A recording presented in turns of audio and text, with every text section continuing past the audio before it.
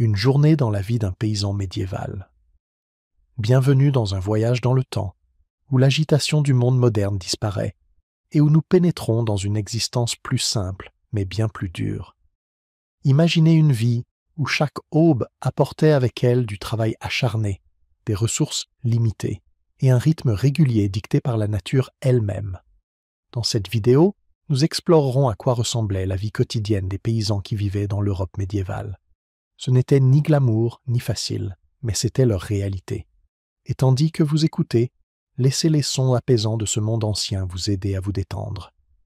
Si ce voyage à travers l'histoire vous fascine, n'oubliez pas de cliquer sur « J'aime » et de nous aider à atteindre notre objectif de 1000 likes. Lorsque le soleil se levait à l'horizon, le paysan médiéval était déjà réveillé. Pas parce qu'il en avait envie, mais parce que la survie l'exigeait.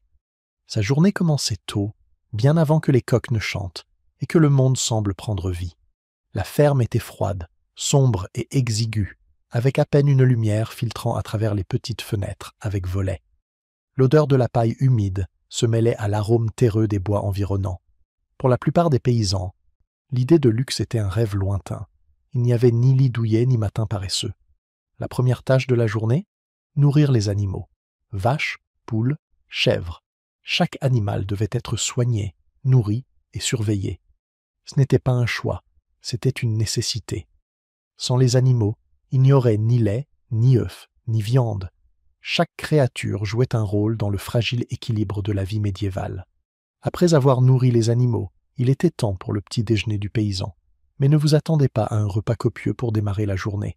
Le petit déjeuner moyen d'un paysan était simple, du pain. Peut-être avec un peu de beurre ou du fromage s'il avait de la chance. En hiver, il pouvait avoir un petit bol de bouillie. Ce n'était pas le genre de petit déjeuner qui vous donnerait de l'énergie pour toute la journée. En fait, cela ne calmait à peine la faim. Pourtant, il mangeait vite, car il y avait toujours du travail à faire. L'horloge ne s'arrêtait jamais de tourner dans le monde médiéval. Avec les premiers rayons du soleil réchauffant la terre, le vrai travail commençait. Il fallait labourer les champs, planter les cultures, et arracher les mauvaises herbes. C'était un travail épuisant et répétitif qui ne laissait guère de place pour le repos. Ils utilisaient des outils primitifs, des charrues en bois tirées par des bœufs, des houes simples et des faux. Le travail était éprouvant, avec des heures passées courbées sur le sol, les mains rugueuses et calleuses à cause de la tension constante. Mais ce n'était pas seulement l'épuisement physique qui les drainait, c'était l'incertitude. Est-ce que le temps allait coopérer ? La récolte serait-elle abondante ou les cultures échoueraient-elles ? Ces questions les hantaient, tandis qu'ils peinaient sous le ciel changeant. Dans le village, les paysans n'étaient pas seulement des travailleurs, ils étaient l'épine dorsale du système féodal.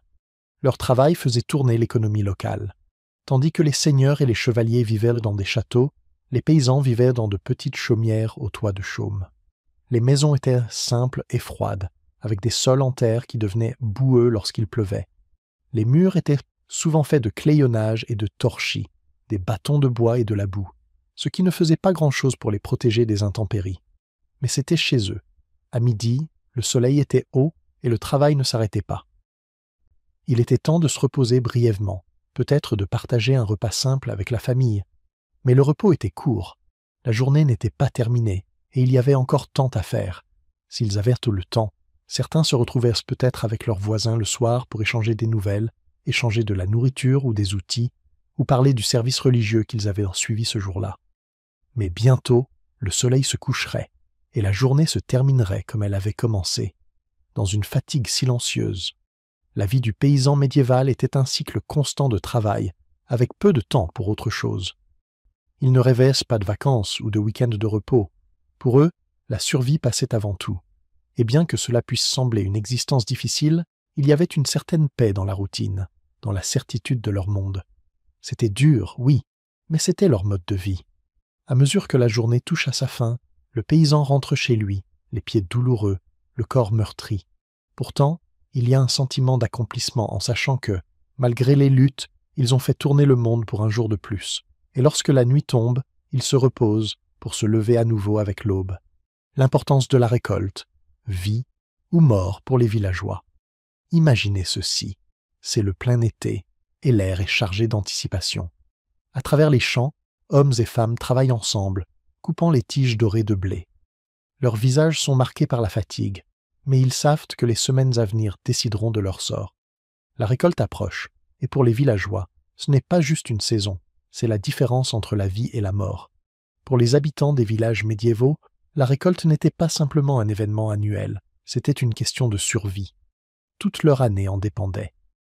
Les récoltes qu'ils ramassaient à l'automne déterminaient s'ils auraient assez de nourriture pour affronter les mois d'hiver rigoureux, ou s'ils allaient souffrir des conséquences d'une saison ratée. Une mauvaise récolte pouvait signifier famine, maladie, voire la mort. Imaginez un villageois se réveillant le matin, sachant que le dur travail de toute l'année repose maintenant sur ses épaules. Les journées de plantation, de semis et de soins des champs sont terminées. Maintenant, tout est question de récolter les fruits de ce travail. Mais la pression est insupportable. Il n'y a pas de place pour les erreurs. La récolte devait être faite rapidement et efficacement, avant que le temps ne tourne ou que les nuisibles ou les maladies ne détruisent ce qui restait. Les enjeux étaient colossaux. Une bonne récolte signifiait la différence entre un garde-manger plein et un vide, entre un feu chaleureux dans l'âtre et une maison froide et déserte. Il est presque impossible d'exagérer l'importance de la récolte pour les villageois médiévaux, car elle dictait tout, la nourriture, la sécurité et même le statut social. L'importance de la récolte ne se limitait pas aux cultures, elle touchait tout le cycle de la vie. La récolte fournissait le grain pour le pain, qui était l'élément central du régime médiéval. Mais ce n'était pas seulement du blé. Les villageois cultivaient de l'orge, de l'avoine, du seigle et des pois, chaque culture ayant un rôle différent dans la vie quotidienne de la communauté. Le pain, la bouillie et même la bière, oui, la bière, étaient fabriqués à partir du grain récolté. À une époque où la nourriture était limitée, ces produits de base formèrent le fondement de la survie. Mais ce n'était pas seulement la récolte en elle-même qui comptait. La quantité récoltée déterminait aussi si les villageois pouvaient payer leur loyer ou leurs impôts au seigneur. Dans de nombreux cas, un pourcentage de la récolte, parfois jusqu'à un tiers, devait être donné au seigneur en échange de l'utilisation de ses terres.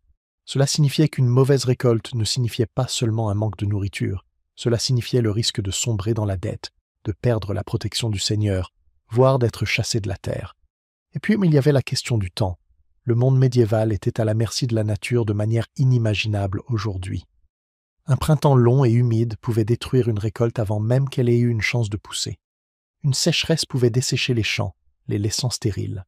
Un gel au mauvais mois pouvait tuer les cultures en un instant.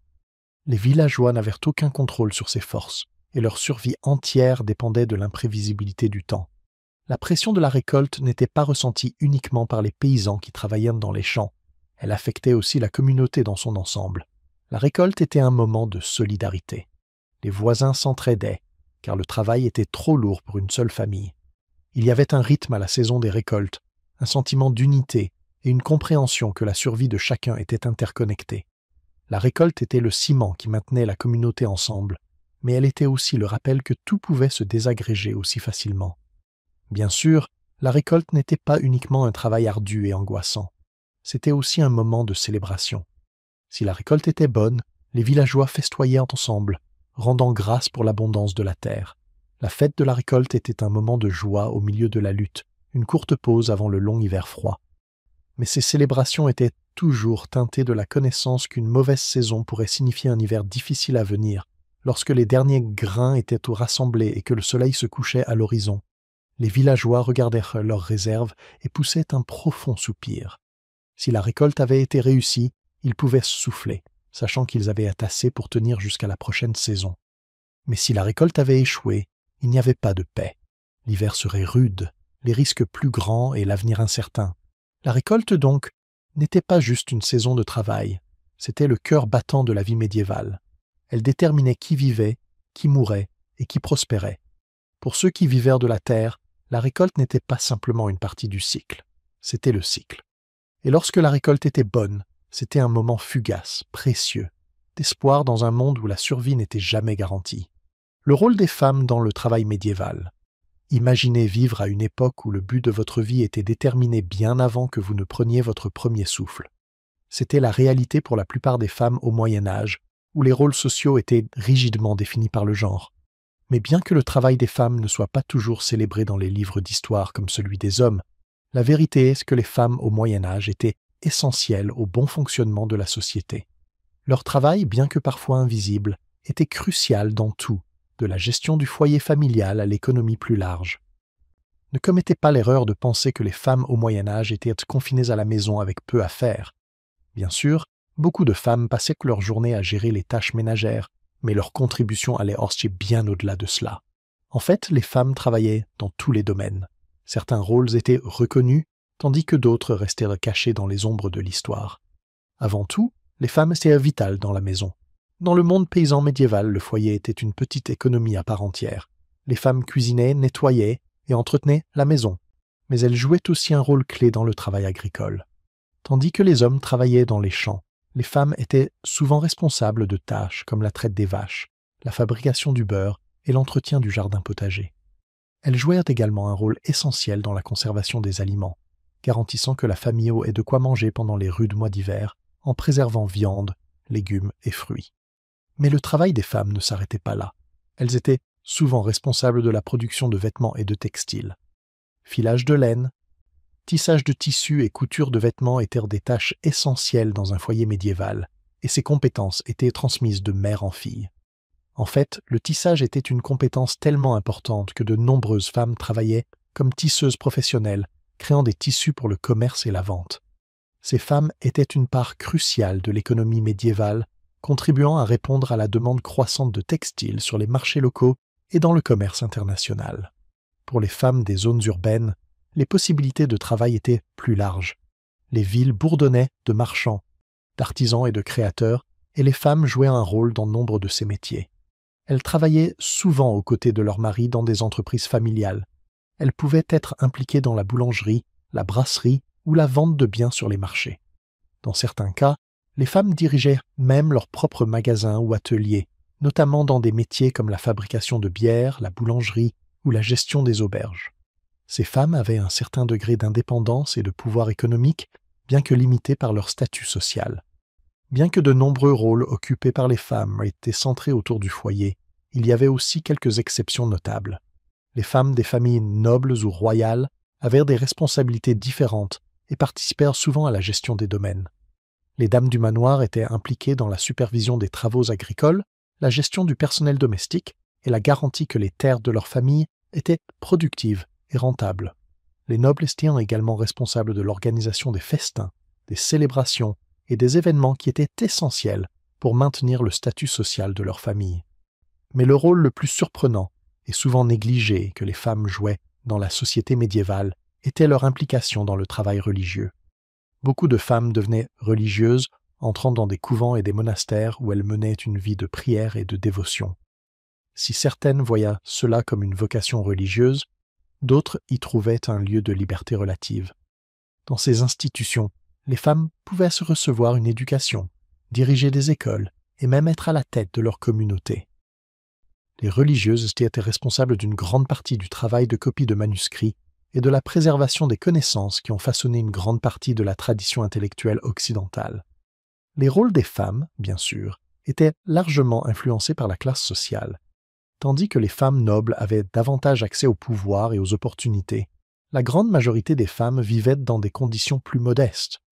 Pourtant, même pour les femmes paysannes, il y avait des moyens de s'impliquer dans la communauté. Par exemple, certaines femmes travaillaient comme sages-femmes, assistantes lors des accouchements, tandis que d'autres pratiquaient la médecine en utilisant des remèdes à base de plantes et des connaissances traditionnelles transmises de génération en génération. Leurs compétences étaient très demandées, et de nombreuses femmes jouissaient d'un certain respect au sein de leur communauté pour leur expertise en matière de santé et de guérison. Il convient également de noter que les femmes jouaient un rôle central dans les festivals et les festins. Bien que les festivals médiévaux fussent souvent dominés par les hommes, pensez aux tournois de chevaliers ou aux batailles épiques pour l'honneur, les femmes y participaient largement, en particulier dans l'organisation. Elles étaient souvent responsables de la préparation des repas pour ces événements, ainsi que de l'organisation des danses, de la musique et des jeux. Ces festivals étaient un endroit où les femmes pouvaient donc sortir de leurs rôles habituels, participer aux célébrations communautaires et même profiter d'un rare moment de plaisir. Il est facile de se concentrer sur les rôles que les femmes n'étaient pas autorisées à occuper à l'époque médiévale, les positions de pouvoir et de leadership souvent réservées aux hommes. Mais si l'on regarde de près, on voit que les femmes étaient toujours là, travaillant discrètement mais sans relâche.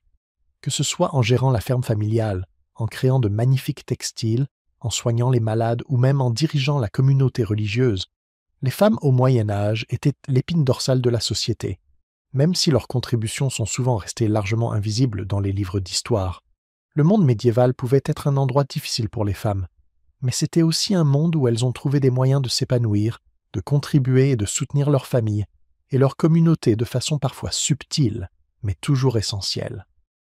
Que pensez-vous? Auriez-vous pu vous épanouir à l'époque médiévale en accomplissant les tâches que les femmes faisaient à l'époque? L'impact de l'Église. Saints, fêtes et banquets. Le monde médiéval tournait autour de l'Église. Imaginez pendant un instant les grandes cathédrales dominant les rues pavées, leurs cloches sonnant chaque heure pour signaler non seulement l'heure, mais aussi un appel à la foi. Chaque aspect de la vie, qu'il s'agisse du travail, de la famille ou de la communauté, était marqué par des observances religieuses, et l'Église se trouvait au centre, guidant, façonnant et souvent contrôlant les rythmes de la vie quotidienne. Les saints, les fêtes et les banquets n'étaient pas simplement des cérémonies religieuses, ils étaient la force vitale de la culture médiévale, apportant du sens aussi bien aux aspects quotidiens qu'exceptionnels de la vie. Pour les paysans comme pour la noblesse, l'Église était une présence constante. Le dimanche était un jour sacré où le travail s'arrêtait et où les gens se rassemblaient pour la messe. Mais l'influence religieuse ne s'arrêtait pas là. Le calendrier médiéval était rempli d'une série apparemment sans fin de jours, dédiés aux saints et de jours de fête, chacun ayant sa propre histoire, son propre sens et ses propres coutumes. Ces fêtes n'étaient pas seulement une occasion de se souvenir des vies des saints, elles servaient à renforcer les liens communautaires, à offrir un répit du travail quotidien et à offrir un aperçu du divin. Les saints étaient partout dans la société médiévale. Les églises, les villes et même les foyers individuels avaient souvent leurs propres saints patrons, des figures dont les vies et les miracles étaient célébrés régulièrement. Il n'était pas rare qu'une ville se nomme d'après un saint ou que des familles portent le nom du saint pendant des générations. Saint-Georges, Saint-Martin et Saint-Nicolas, ces noms résonnaient dans les rues et les foyers, leurs histoires tissées dans le tissu même de la vie médiévale. Chaque saint avait son propre jour, où des festivals locaux, des processions et des prières rassemblaient les gens pour célébrer. Par exemple, la fête de Saint-Nicolas, célébrée début décembre, n'était pas seulement une observation religieuse, c'était un moment de festin, de dons et même d'échange de cadeaux, un peu comme les traditions de Noël d'aujourd'hui. Mais ce n'était pas seulement les saints qui dictaient le rythme de la vie. L'Église a également donné naissance à certaines des fêtes et banquets les plus importants de l'année, chacun étant lié au cycle spirituel et agricole. Pâques et Noël étaient bien sûr les plus grandes, mais les chrétiens médiévaux célébraient d'innombrables autres jours de fête, souvent basés sur des traditions locales, les récoltes ou le calendrier liturgique. Chaque fête avait ses propres coutumes et aliments associés. Par exemple, à Pâques, la résurrection du Christ n'était pas simplement marquée par des prières, c'était aussi un moment de festin, où la viande, généralement rare pour les paysans, pouvait être plus abondante, et les familles se réunissaient pour profiter des fruits de leur travail. Puis il y avait les célébrations plus grandioses, comme la Pentecôte et la Toussaint, où des communautés entières se rassemblaient, souvent pour des services d'église élaborés suivis de banquets publics. Ces fêtes n'étaient pas seulement des observances religieuses, elles étaient des occasions de rassemblements sociaux, où les liens étaient renforcés et où la communauté se rassemblait dans une unité joyeuse. Les banquets, surtout ceux organisés en l'honneur des saints, étaient souvent remplis de musique, de danse et bien sûr de nourriture. Pour le peuple, c'était une occasion rare de bien manger, de se divertir et d'oublier, pendant un moment, la dureté de la vie quotidienne. Mais ce qui rendait ces fêtes si importantes, c'était la manière dont elles mêlaient le sacré au quotidien. L'Église n'était pas seulement un bâtiment où l'on allait le dimanche, elle était tissée dans l'essence même de la vie. Du moment de la plantation des récoltes à la célébration des moissons, tout avait une dimension spirituelle. En fait, beaucoup des fêtes médiévales étaient liées aux cycles agricoles, marquant le début des saisons de plantation ou la fin des récoltes. La croyance que les bénédictions des saints et les prières pouvaient influencer le résultat d'une récolte était profondément ancrée dans l'esprit médiéval. Une mauvaise récolte pouvait être attribuée à un échec à honorer correctement un jour de fête d'un saint, et une bonne récolte était vue comme un signe de faveur divine. Cependant, toutes les journées de fête n'étaient pas axées sur la solennité et la prière. Certaines fêtes étaient ancrées dans la célébration et la réjouissance. L'un des plus célèbres était le carnaval, une période d'indulgence avant le jeûne strict du carême. Pendant quelques jours, les villes et villages s'animaient de défilés, de masques, de musique et d'excès. Les gens de toutes les classes sociales, paysans et nobles ensemble, se rassemblaient pour festoyer, boire et se divertir. C'était une brève évasion des règles et des restrictions qui régissaient la vie quotidienne, un moment où toutes les classes sociales pouvaient venir se mêler, et même les paysans les plus modestes pouvaient ressentir un goût de la noblesse.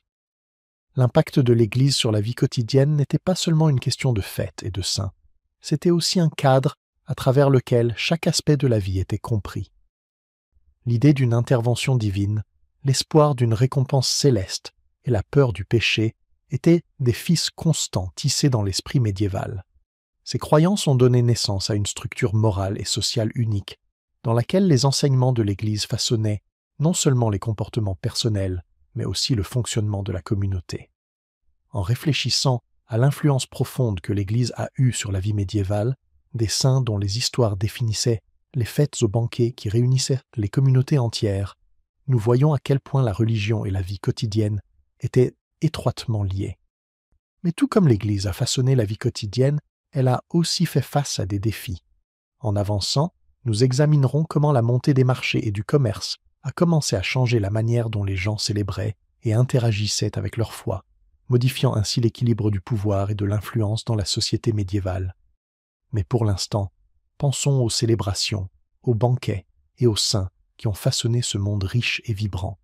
Divertissement médiéval, tournois de chevaliers, ménestrels et conteurs. Retournez dans le passé et vous découvrirez que le divertissement au Moyen Âge n'avait rien à voir avec ce que nous connaissons aujourd'hui. Il n'y avait pas de films, pas de jeux vidéo et certainement pas de plateforme de streaming à parcourir lors d'un après-midi paresseux. Au lieu de cela, le divertissement qui occupait le cœur et l'esprit des hommes et des femmes médiévaux était beaucoup plus pratique et souvent bien plus spectaculaire. Du rugissement de la foule lors d'un tournoi de chevaliers aux douces mélodies de la guitare d'un ménestrel, le monde médiéval bouillonnait d'excitation et de spectacle. Au cœur de ces événements palpitants se trouvait le tournoi de chevaliers. Imaginez le bruit des sabots frappant la terre, le choc de l'armure métallique qui s'entrechoque lorsque deux chevaliers se lancent l'un contre l'autre à cheval, leurs lances pointées vers la poitrine de l'autre. Le tournoi de chevaliers était le test ultime de force, de compétence et d'honneur. Les chevaliers se réunissaient dans de grands tournois, vêtus de leur plus belle armure pour montrer leur capacité et gagner l'admiration de leurs pairs. Ces événements étaient plus que de simples compétitions. C'étaient des spectacles grandioses, attirant une foule énorme de villageois, de nobles et de membres de la royauté, tous impatients de voir qui sortirait vainqueur. Le terrain de tournoi était l'endroit où les chevaliers se faisaient un nom, les plus forts et les plus habiles devenant des légendes à part entière. Mais ce n'étaient pas seulement les chevaliers qui gagnaient en gloire. Le faste autour de l'événement, les drapeaux, les acclamations de la foule, les festins qui suivaient, en faisaient une expérience culturelle complète. Les gens ne venaient pas seulement pour voir le tournoi, ils venaient pour l'événement dans son ensemble, l'atmosphère d'excitation qui remplissait l'air. Le spectacle de chevaliers en armure brillante, chargeant à toute vitesse, suffisait à faire battre le cœur de n'importe qui, et il n'était pas rare que de jeunes dames nobles tombent amoureuses des chevaliers courageux et valeureux qu'elles encourageaient. Bien sûr, les tournois de chevaliers n'étaient pas la seule forme de divertissement disponible. Tandis que les chevaliers luttaient pour la gloire, il existait d'autres formes de divertissement qui captivaient l'imagination de la société médiévale. Les ménestrels, musiciens et bardes apportèrent des mélodies et des chansons dans les cours et les rues, emplissant l'air d'histoires d'aventure, d'amour et de perte. Ces artistes étaient des maîtres du conte, utilisant leur voix, leur luth et leur harpe pour faire revivre des récits. Les ménestrels voyageaient souvent de ville en ville, se produisant dans les tavernes, à la cour des nobles ou lors de festivals. Leurs chansons pouvaient raconter les derniers exploits d'un roi ou d'un chevalier célèbre, ou plonger dans les récits mythiques des immortels et des héros. Il ne s'agissait pas seulement de musique. Ces performances permettaient aux gens du commun d'expérimenter le monde au-delà de leur village, d'entendre parler de terres lointaines et de nobles exploits, et parfois même d'imaginer leur propre ascension vers la gloire. Puis, Il y avait les conteurs, ceux qui captivaient le public avec des récits tirés de leur imagination ou des légendes anciennes. Dans le monde médiéval, le conte n'était pas seulement un divertissement, c'était le principal moyen de transmettre l'histoire, la culture et les traditions. Sans livres à lire ou journaux à consulter, les gens se tournaient vers les conteurs pour garder vivant le passé et imaginer l'avenir. Les histoires, ce qu'ils racontaient, étaient souvent remplies de leçons morales, de créatures magiques et de héros courageux. Elles pouvaient faire pleurer ou rire la foule selon le récit, et leurs mots étaient aussi puissants que n'importe quelle arme. Ces conteurs faisaient autant partie du tissu médiéval que les chevaliers et les ménestrels. Dans les châteaux comme sur les places des villages, une bonne histoire pouvait être le point culminant de la journée. Et tandis que ce sont les bardes et troubadours qui étaient célèbres pour chanter l'amour courtois et les grandes aventures, les conteurs étaient souvent ceux qui gardaient vivante l'histoire du peuple, peignant des images vivantes de ce à quoi ressemblait vraiment la vie. Joie, difficulté et tout ce qui se trouvait entre les deux. Mais tous les divertissements n'étaient pas réservés aux riches cours ou aux grands espaces où se déroulaient les tournois. Les gens du commun avaient leur propre forme de distraction, jeux, danses et même pièces de théâtre. De nombreuses villes et villages médiévaux avaient leurs propres traditions, comme les pièces de Mummer, où des acteurs locaux montèrent des performances humoristiques et dramatiques, souvent avec un mélange de comédie, de personnages masqués et même de scènes burlesques. Ces performances étaient vivantes, spontanées et se moquaient souvent de la noblesse, offrant une occasion pour le peuple de rire et de se détendre. Et puis, il y avait les festivals, les grandes célébrations qui occupaient une place importante dans le calendrier médiéval. De la fête de la Saint-Jean au festival de la récolte, c'étaient des moments où toutes les classes sociales pouvaient se réunir pour manger, boire, danser et profiter de la compagnie des autres. Les musiciens jouaient, les acrobates faisaient leurs numéros et les danseurs tournaient en cercle, tandis que la communauté s'éveillait dans la joie.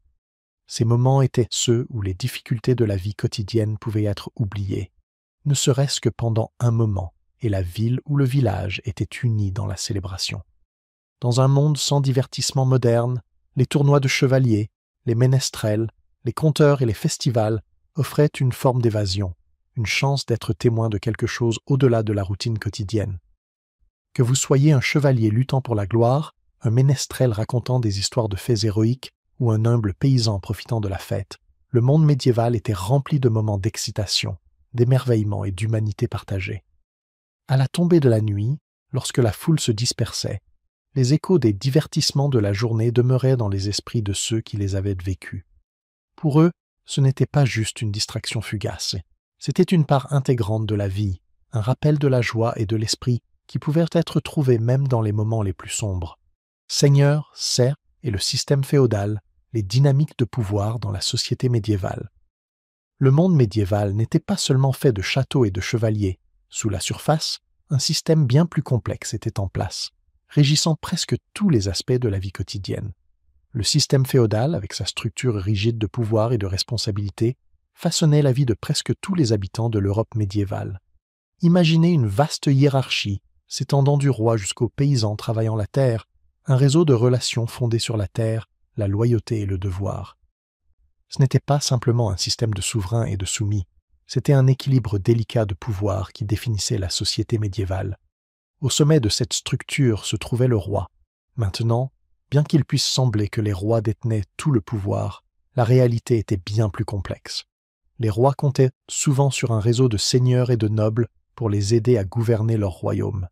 Ces seigneurs n'étaient pas seulement des conseillers, ils se voyaient attribuer de vastes domaines par le roi en échange de loyauté et de soutien militaire.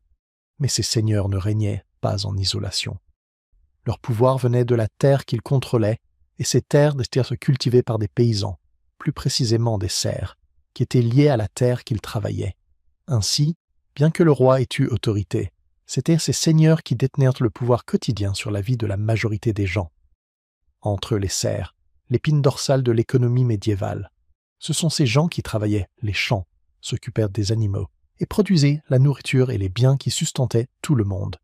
Mais les serfs n'étaient pas libres. Ils étaient liés à la terre qu'ils travaillaient. Imaginez-vous vous réveiller chaque jour sachant que la terre que vous cultivez n'est pas la vôtre, que les fruits de votre travail ne sont pas pour le bénéfice de votre famille, mais pour le seigneur qui la contrôle. Les serfs avaient peu ou pas de liberté personnelle. Ils ne pouvaient pas quitter la terre sans l'autorisation de leur seigneur, et bien qu'ils n'étaient pas des esclaves, leur vie était loin d'être facile. Ce qui rendait le système féodal unique était la relation réciproque entre seigneur et serf. Le seigneur fournissait protection en temps de guerre, un toit au-dessus de leur tête et l'accès à la terre à cultiver. En retour, les serfs devaient au seigneur une portion de leur récolte, leur travail et parfois d'autres services. Ce système était la bouée de sauvetage de la société médiévale. Sans les serfs travaillant la terre, il n'y aurait pas eu de nourriture pour nourrir la population, pas de biens à échanger et pas de stabilité pour le seigneur à protéger. Mais en même temps, les seigneurs détenaient le pouvoir de demander plus de la part de leurs serfs. C'était une relation de dépendance des deux côtés, mais une relation où les échelles du pouvoir penchaient lourdement en faveur du seigneur. Ce n'était pas seulement la terre qui faisait fonctionner le système féodal, c'était la loyauté. Dans ce monde, la loyauté n'était pas simplement une question de lien personnel, c'était un contrat légal, presque comme un accord écrit. Un seigneur jurait fidélité au roi, et en retour le roi jurait de protéger les terres et les titres du seigneur. Ce système de vasselage s'étendait à tous les niveaux. Un seigneur pouvait accorder une portion de ses terres à un seigneur inférieur, et ce seigneur inférieur, à son tour, lui offrirait sa loyauté et son service militaire. Toute la structure était construite sur un réseau de promesses et d'allégeances, chacune renforçant l'autre. Si un maillon de cette chaîne était brisé, si un seigneur rompt sa loyauté envers le roi, ou un vassal envers un seigneur, tout le système pouvait s'effondrer. Mais n'oublions pas les paysans et les serfs dans tout cela. Ce sont eux qui constituaient véritablement l'âme du système, et pourtant leur position était souvent celle de peu de pouvoir. Un serf pouvait travailler la même terre toute sa vie, transmettant ses obligations à ses enfants. Dans certains cas, des familles entières naissaient, vivaient et mouraient sur le même lopin de terre, n'ayant jamais l'occasion de voir quoi que ce soit en dehors du domaine de leur seigneur. Pourtant, malgré leur liberté limitée, les serfs avaient un certain sens de la communauté. Ils vivaient et travaillaient aux côtés de leurs compagnons paysans, et leur travail collectif garantissait la survie du village. Il y avait un esprit de camaraderie profond, même face aux difficultés. Maintenant, bien que les serfs fussent liés à la terre, ils n'étaient pas complètement dépourvus de droits. Les seigneurs étaient eux aussi liés par des lois, et certains étaient tenus de protéger leurs serfs contre les torts ou les injustices. En échange de leur travail, les serfs avaient le droit d'utiliser la terre pour cultiver de la nourriture pour eux-mêmes et leurs familles. Certains serfs obtenaient même de petites parcelles de terre à eux après avoir travaillé pendant de nombreuses années. Cependant, les dynamiques de pouvoir restaient claires. Les seigneurs détenaient le véritable pouvoir. En examinant les dynamiques entre seigneurs et serfs, nous commençons à voir comment le système féodal façonnait la société médiévale. Les puissants seigneurs, avec leurs châteaux et leurs richesses, étaient ceux qui contrôlèrent la terre, tandis que les serfs, travaillant sans relâche dans les champs, étaient ceux qui maintenaient le système en marche. Ils étaient tous entrelacés, liés par la loyauté, le devoir et la terre. Pourtant, malgré leurs rôles contrastés, les deux groupes dépendaient les uns des autres pour leur survie. Au final, le système féodal n'était pas seulement une structure rigide, c'était le fondement sur lequel la société médiévale était construite. Il déterminait qui détenait le pouvoir, qui faisait le travail, et comment l'ensemble de l'économie fonctionnait. Seigneurs, serfs, et le roi faisaient tous partie d'un système plus large qui, malgré toutes ses failles, réussissait à maintenir la société ensemble. Alors que nous portons notre attention sur l'influence croissante des marchés et des villes, nous verrons comment cette structure féodale serait finalement mise au défi par l'essor du commerce. Mais avant d'arriver là, réfléchissons à l'équilibre délicat du pouvoir et aux histoires humaines qui se sont déroulées sous les châteaux imposants. Le système féodal pouvait être complexe, mais c'était aussi la force motrice de la vie médiévale, façonnant tout, de la politique à la survie quotidienne. Le manoir médiéval, le cœur de la vie féodale. Entrer dans un monde où un seul morceau de terre était la source de vie d'une communauté entière. Imaginez un vaste domaine, non seulement une maison, mais le centre même du pouvoir, de la culture et de la survie. Le manoir médiéval n'était pas seulement l'endroit où les gens vivaient, c'était là que les forces de la vie et de la mort, de la paix et de la guerre coulaient d'une seule source, le domaine du seigneur. De l'extérieur, un manoir médiéval pourrait sembler être un endroit paisible, voire idyllique, pittoresque, avec des champs verdoyants s'étendant à perte de vue et des bâtiments en pierre parsemant le paysage. Mais ne vous laissez pas tromper par la sérénité. Le manoir était un microcosme du système féodal qui régissait une grande partie de l'Europe médiévale, un endroit où le pouvoir et les responsabilités étaient transmis du seigneur au vassal, du vassal au paysan, en fonction de l'échange constant de terres contre loyauté et service. Au cœur du manoir se trouvait la résidence du seigneur, la maison du manoir. Ce n'était pas juste une maison, c'était le point focal de la vie médiévale. C'est là que le seigneur rendait justice, réglait des disputes et accueillait des invités. C'était là que le pouvoir se manifestait au quotidien, où chaque repas, chaque jugement et chaque loi avaient des répercussions sur la vie de tous ceux qui se trouvaient dans les limites du manoir. Le seigneur n'était pas seul dans son rôle dominant. Autour de lui se trouvait sa famille, des chevaliers, des soldats et des serviteurs. Mais plus important encore, il y avait les gens qui faisaient fonctionner le manoir, les paysans ou serfs, qui travaillaient la terre en échange de protection et d'un logement. Ils n'avaient peut-être pas beaucoup de liberté, mais leur travail était la colle qui maintenait le manoir ensemble. Les serfs n'étaient pas simplement une partie de la main-d'œuvre. Ils étaient liés à la terre elle-même, comme une ombre, liée par la loi et la coutume. Leurs maisons étaient donc dispersées autour du manoir, de petites structures simples souvent en bois, avec des toits de chaume et situées près des champs qu'ils cultivaient. Chaque matin, bien avant que le soleil ne se lève, ces villageois s'occupèrent des cultures, nourrissaient le bétail et entretenaient la terre. Ils travaillaient non seulement pour leur propre survie, mais aussi pour la survie de toute la maison du Seigneur. En retour, le Seigneur leur offrait la ressource la plus précieuse de l'époque, la protection. Si le manoir était attaqué, c'était au Seigneur de les défendre, offrant une forme de stabilité dans un monde autrement chaotique. Mais ce n'était pas seulement une question de travail et de survie. Le manoir était aussi le centre de la vie sociale. C'était là que les mariages étaient arrangés, que les festivités locales avaient lieu, et que la richesse et le pouvoir du Seigneur étaient exhibés lors de banquets et de festins. Tandis que les serfs peinaient dans les champs, le Seigneur et sa famille se divertissaient avec de la musique, des jeux et des célébrations. C'était un reflet clair des distinctions de classe rigides de l'époque. Le manoir servait également de lieu de commerce.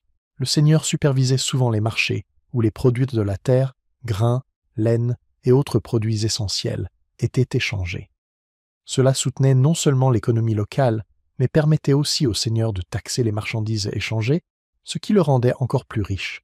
La maison du manoir elle-même était souvent entourée de granges, d'ateliers et de magasins où des artisans fabriquaient des outils, des textiles et des meubles.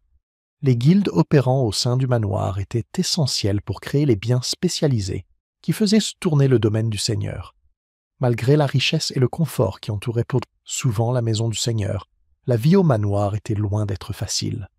Tandis que le Seigneur et ses chevaliers avaient des lits chauds et des festins, les serfs étaient liés par les saisons, semant au printemps, récoltant à l'automne et priant pour que le temps soit favorable, car une mauvaise récolte signifiait famine et catastrophe.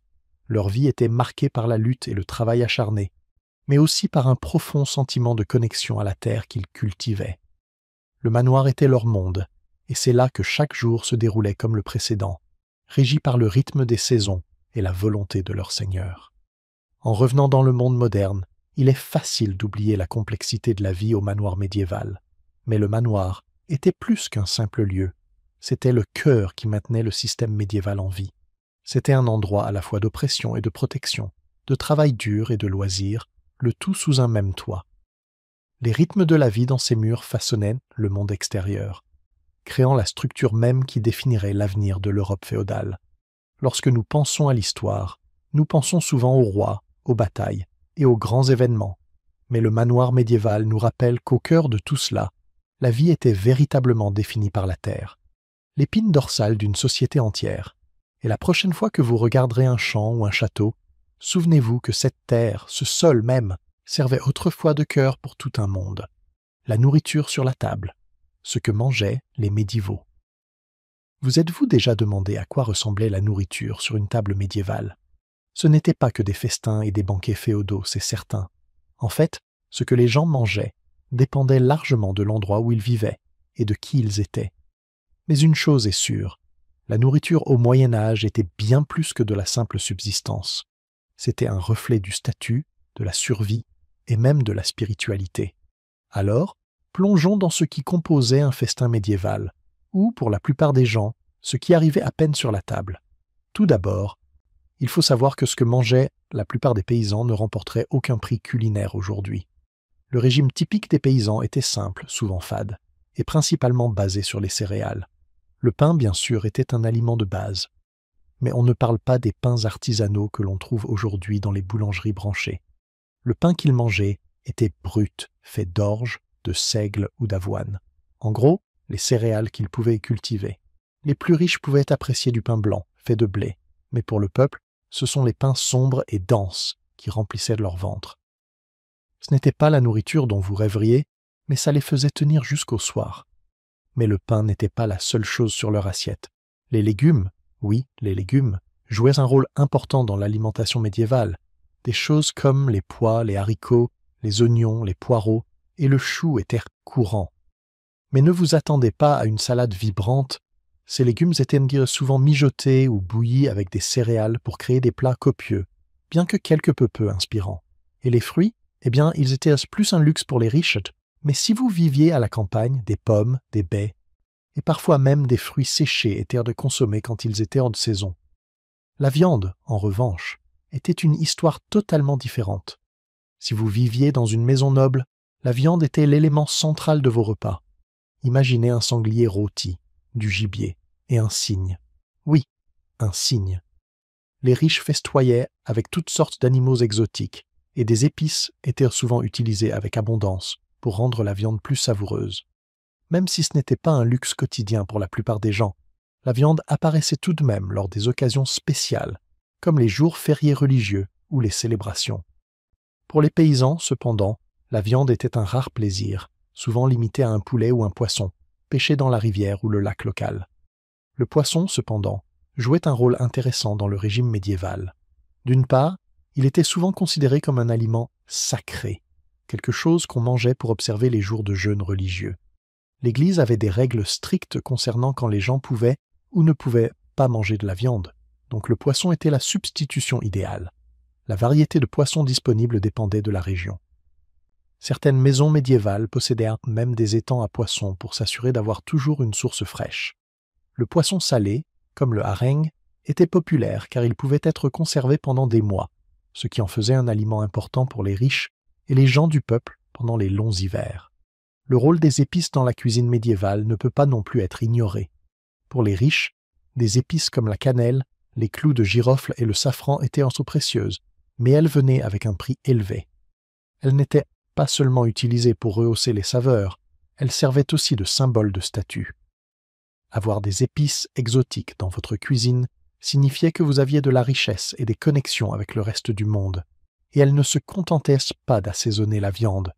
Les épices étaient aussi saupoudrées dans les desserts, rendant les douceurs médiévales vraiment uniques. Mais si vous voulez vraiment comprendre comment fonctionnait la nourriture à l'époque médiévale, vous devez savoir à quoi ressemblait la cuisine elle-même.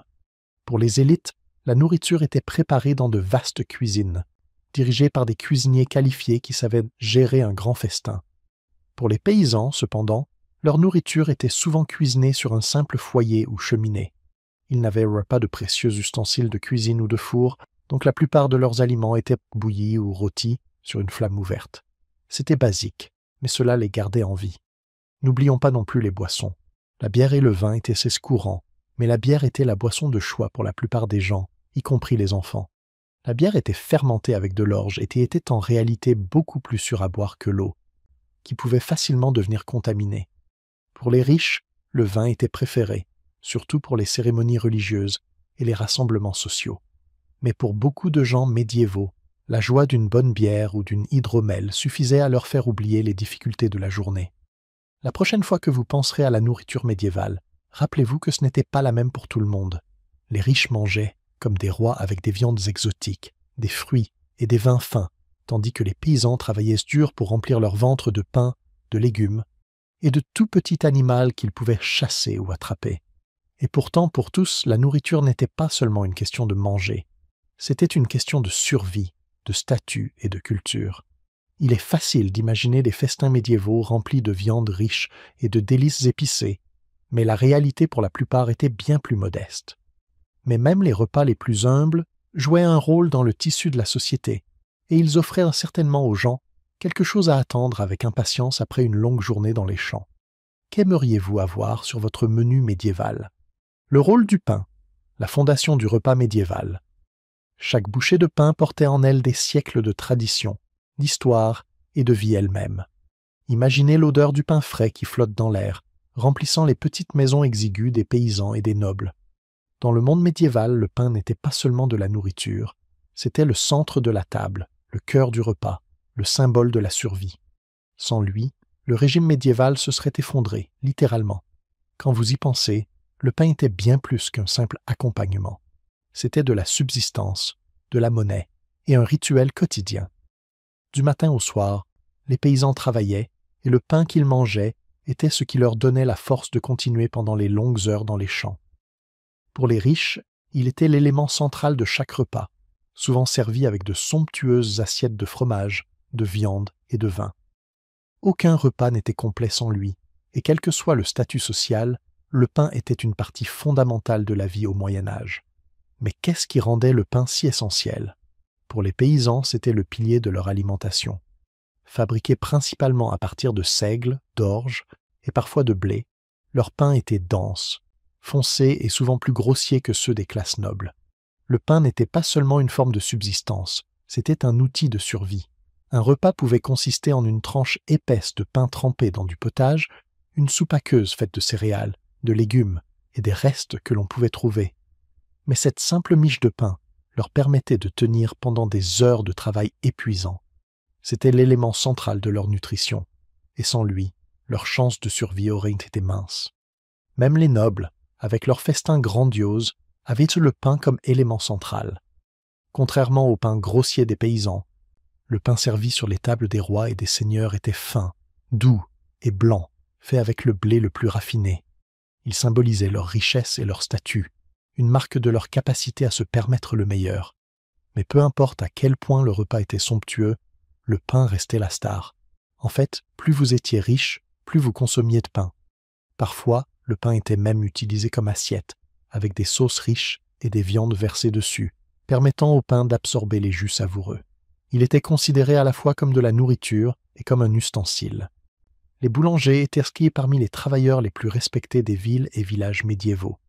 Compétents dans l'art ancien de la fabrication du pain, ils possédaient souvent des fours et vendaient leurs miches aux habitants. Un bon boulanger était un trésor et son pain pouvait faire ou défaire la journée d'une communauté. L'art de faire le pain n'était pas seulement une question de recette.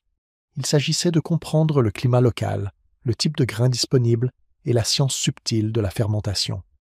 Les boulangers travaillaient sans relâche, leur four chauffant avant l'aube, prêts à produire des miches pour tous. L'odeur du pain frais était suffisante pour attirer les gens hors de leur maison et dans les rues. Fait intéressant, le pain jouait également un rôle significatif dans les rituels religieux. L'Église chrétienne utilisait le pain comme symbole du corps du Christ, connu sous le nom de l'Eucharistie. Pendant la messe, le pain était béni et partagé parmi les fidèles, renforçant le rôle sacré du pain dans la vie quotidienne. Ce n'était pas juste une question de manger, c'était une question de connexion à quelque chose de plus grand que soi, de tradition et de croyance. La relation de l'Église avec le pain lui donnait une couche supplémentaire d'importance, élevant son statut au-delà de la simple nourriture pour en faire une nécessité spirituelle. Le pain était également profondément lié aux saisons agricoles. Dans le monde médiéval, une mauvaise récolte pouvait signifier la famine. Si les récoltes de blé ou d'orge échouaient, ce n'était pas juste un petit revers, c'était une catastrophe. La qualité du pain dépendait de la récolte, et la menace de la famine était toujours présente. Ainsi, lorsque la récolte était abondante, c'était une raison de célébrer. Une miche de pain riche était le signe d'une bonne année, d'une communauté prospère grâce aux fruits de leur travail. En revanche, lorsque les récoltes échouaient, le pain devenait un rappel de la perte et des difficultés, de nombreuses communautés souffrant des conséquences de ne pas avoir assez à manger. À la fin de la journée, peu importe où vous étiez dans la société médiévale, le pain que vous mangiez vous reliait au passé et à l'avenir. C'était un simple mais puissant fil qui reliait chaque classe, chaque foyer et chaque coin du monde médiéval. C'était un rappel constant du cycle de la vie, de la terre au four, de la table familiale à la grande salle de banquet.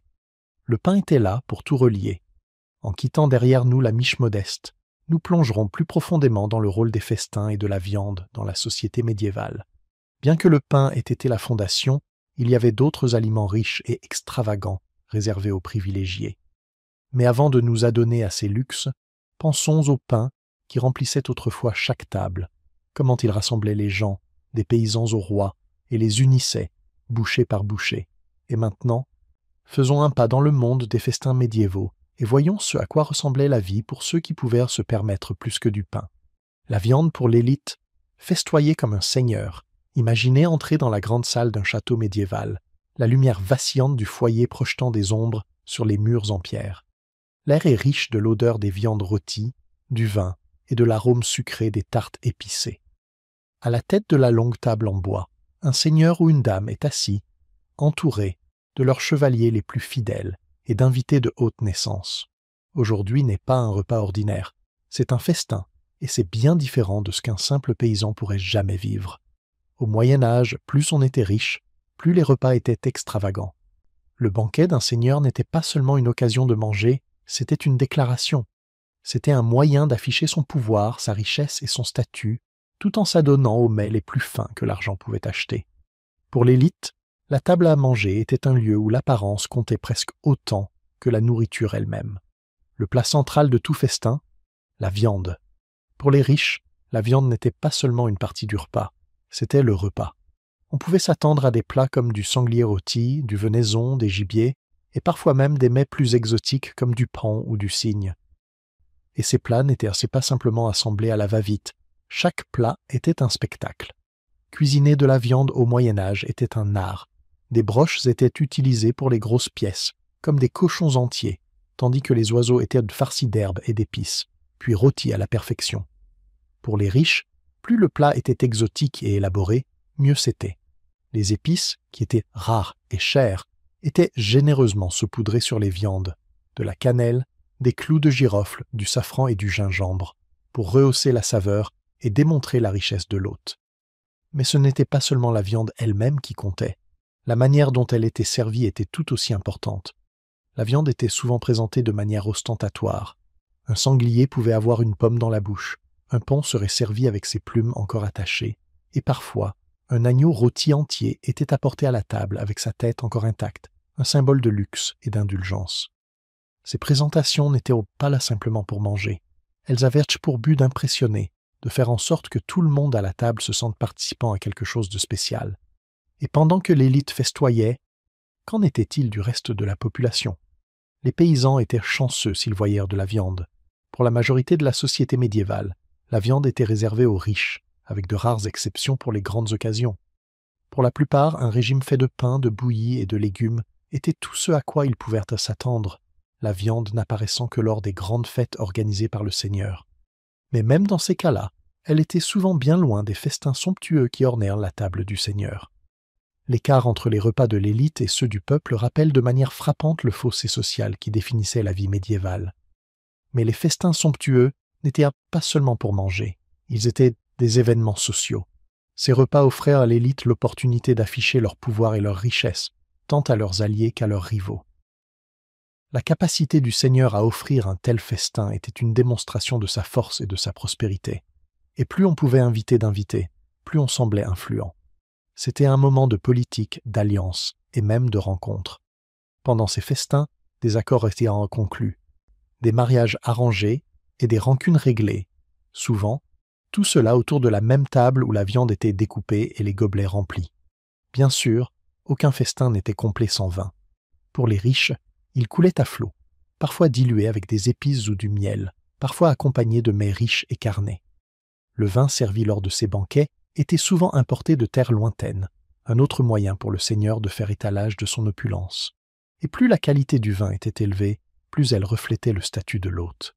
Un seigneur qui servait du vin dilué aurait perdu de sa crédibilité, mais un festin avec du vin de qualité renforcerait à jamais sa réputation en tant qu'homme ou femme fortuné. Pourtant, ces grands festins n'étaient pas qu'une question d'indulgence. Tandis que l'élite se gorgeait des meilleures viandes, les pauvres avaient souvent peu à manger, et il n'était pas rare que les paysans souffrent de la faim pendant les saisons difficiles. Le contraste ne pouvait pas être plus frappant. Tandis qu'un festin était un lieu d'excès et de célébration pour les classes supérieures, il était un rappel des luttes de survie pour les gens ordinaires. Lorsque le dernier plat était débarrassé et que le dernier verre de vin était bu, le seigneur se retirait souvent, satisfait des succès de la soirée.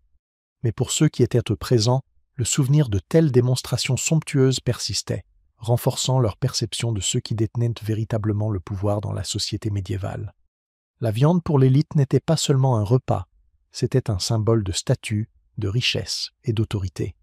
Au bout du compte, ces festins ont laissé un héritage, une marque indélébile du luxe médiéval où la nourriture n'était pas simplement une nécessité, mais un moyen d'exprimer la domination.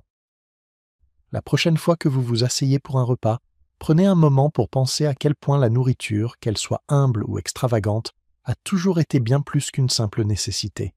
C'est un moyen de dire au monde qui nous sommes. L'agriculture au Moyen Âge, le pilier de la société médiévale. Il est difficile d'imaginer une époque où le rythme de la vie était entièrement dicté par les saisons, où le pouls du monde était marqué non pas par des horloges, mais par le lever et le coucher du soleil. C'était la réalité pour les personnes vivant à l'époque des ténèbres. Le monde était rude, incertain et constamment à la merci de la nature. Mais à travers tout cela, une vérité inébranlable existait. L'agriculture était la source de vie de la société médiévale. Sans elle, tout se serait effondré. Imaginez un champ qui s'étend à perte de vue, avec de la terre sous les pieds et l'odeur de la terre et des récoltes flottant dans l'air. Les gens qui travaillaient ces champs ne se contentaient pas de cultiver des aliments. Ils tenaient ensemble le fragile fil de la civilisation. Chaque jour, de l'aube au crépuscule, ils travaillaient sans relâche pour faire pousser ce qui était nécessaire pour maintenir leur communauté en vie. Mais il y avait un piège. Ils ne disposaient pas des outils sophistiqués ou des technologies dont nous dépendons aujourd'hui. Leur travail était épuisant, difficile et souvent imprévisible. La vie du paysan médiéval était définie par le rythme de l'agriculture. Il ne s'agissait pas de luxe ou de loisirs, il s'agissait de survie. Il vivait de ce qu'il pouvait cultiver et chaque graine plantée avait un but. L'époque des ténèbres n'était pas une époque d'excès, c'était plutôt une époque où chaque graine plantée pouvait signifier la différence entre la vie et la mort. Lorsque les premiers rayons du soleil touchaient les champs, les paysans étaient déjà debout et au travail. Pas de temps à perdre au lit, il y avait des récoltes à surveiller, des animaux à nourrir et des outils à affûter. Les charrues qu'ils utilisaient étaient simples, tirées par des bœufs ou des chevaux, mais elles étaient incroyablement efficaces. Le labourage se faisait tôt le matin, lorsque la terre était la plus molle, ce qui facilitait la tâche de percer le sol dur et compacté. Sans un labourage adéquat, les récoltes ne poussaient pas, et tout le village risquait de souffrir. Après le labour venait le semis. C'était une tâche délicate. Chaque grain devait être soigneusement déposé dans le sol, espacé juste comme il fallait. Si trop de graines étaient semées trop près les unes des autres, elles se battraient pour les nutriments et ne prospéreraient jamais. Ce n'étaient pas les champs de l'agriculture industrielle moderne. Tout était fait à la main, avec des outils simples et une compréhension profonde de la terre transmise de génération en génération. Les paysans n'avaient pas de manuels ou de professeurs pour les enseigner. Ils avaient des années d'expérience, d'essais et d'erreurs, et une dépendance à la météo qui était souvent impitoyable. Dans le monde médiéval, chaque culture avait sa saison. Le blé, le seigle, l'avoine, chacun avait son moment pour être planté, cultivé et récolté. Mais l'agriculture n'était pas seulement une question de nourrir la famille du paysan. Non, il s'agissait de nourrir tout le village, et souvent, même au-delà. Le grain serait vendu, échangé ou taxé par le seigneur, laissant peu de place à l'erreur. Si une récolte échouait, ce n'était pas seulement un malheur personnel, c'était une crise communautaire. Mais l'agriculture n'était pas la seule chose qui faisait tourner le monde médiéval. Au fur et à mesure que les récoltes croissaient, le besoin d'un système de stockage stable grandissait aussi. Les paysans devaient être stratégiques sur la manière de stocker ce qu'ils avaient récolté, car sans stockage approprié, leur nourriture pourrissait ou était mangée par les animaux. Les silos et les greniers sont devenus essentiels, gardant le grain en sécurité jusqu'à ce qu'il soit nécessaire pour le semis de la saison suivante ou pour la consommation. C'était un équilibre délicat entre assurer suffisamment de nourriture pour l'hiver et le risque de surproduction, ce qui pourrait entraîner des pertes. Bien que cela puisse sembler une existence solitaire, l'agriculture médiévale était profondément liée au tissu social de l'époque. Les villages travaillaient ensemble pour s'assurer que chacun ait ce dont il avait besoin. C'était une époque où le troc et le commerce étaient courants, du grain contre de la laine, de la viande contre des outils, de la nourriture contre un abri. Une communauté soudée dépendait des compétences de chacun. Une récolte ratée pouvait être dévastatrice pour tout le monde, mais une relation brisée ou un malentendu au sein du village pouvait l'être tout autant. À travers tout le travail, les paysans trouvaient un certain réconfort dans la simplicité de leur vie. Les cycles de plantation et de récolte marquaient le passage du temps, apportant un sentiment de routine et de prévisibilité dans le chaos du monde. Ce n'était pas facile. Ce n'était pas glamour, mais c'était essentiel. Le monde pouvait être sombre et incertain, mais l'agriculture au Moyen Âge était le fondement sur lequel tout reposait. En clôturant ce chapitre de l'histoire, prenons un moment pour apprécier à quel point nous devons aux premiers agriculteurs. Sans leur sueur et leur sacrifice, le Moyen Âge aurait pu avoir un tout autre visage. Alors, la prochaine fois que vous vous asseyez pour manger, rappelez-vous qu'au fond de chaque repas se cache le travail acharné de ceux qui nous ont précédés. Les artisans et commerçants, le système des guildes médiévales. Au cœur de chaque ville médiévale, une révolution silencieuse se produisait. Tandis que les rois et les chevaliers menaient leur guerre, la véritable fondation de la vie quotidienne se construisait dans les ateliers et les étals de marché par les artisans et les commerçants. Ces travailleurs qualifiés ne fabriquaient pas seulement des biens, ils façonnaient le tissu même de la société médiévale. Mais ils ne travaillaient pas seuls. Non, ils faisaient partie de quelque chose de bien plus grand. Ils appartenaient à une guilde, une organisation puissante qui non seulement protégeait leur métier, mais contrôlait aussi les règles mêmes de leur art. Imaginez le bruit des marteaux frappant les enclumes, le son rythmé des métiers à tisser, tissant du tissu, ou l'odeur piquante et reconnaissable du cuir fraîchement tanné. Chaque métier, des forgerons aux tisserands, avait son propre rythme, son propre bourdonnement. Les rues des villes médiévales étaient vivantes du bourdonnement de l'activité, et dans chaque recoin, une guilde supervisait tout cela. Ces guildes étaient plus que de simples groupes de travailleurs. Elles étaient comme les syndicats de leur époque, garantissant des pratiques équitables, maintenant des standards, et assurant le bon fonctionnement de l'économie. Rejoindre une guilde n'était pas juste un choix, c'était une nécessité. Pour tout jeune apprenti espérant devenir un maître artisan, la guilde était la porte d'entrée vers le succès. Pour entrer dans la guilde en tant qu'apprenti, il fallait servir pendant des années, apprenant les rouages de son métier sous l'œil vigilant d'un maître. Les apprentis n'apprenaient pas seulement à fabriquer des objets, ils apprenaient à faire partie d'une communauté, à suivre des règles et à honorer les traditions de leur métier. C'était une route longue et difficile, mais c'était la seule voie vers le respect et la reconnaissance. Les guildes n'étaient pas seulement une question de travail, elles étaient aussi une question de pouvoir. Dans de nombreuses villes, elles détenaient autant, voire plus d'influence que les gouvernants locaux. Elles fixaient les prix de leurs produits, contrôlaient qui pouvait vendre quoi et s'assuraient que personne n'entrait dans leur métier sans une formation appropriée.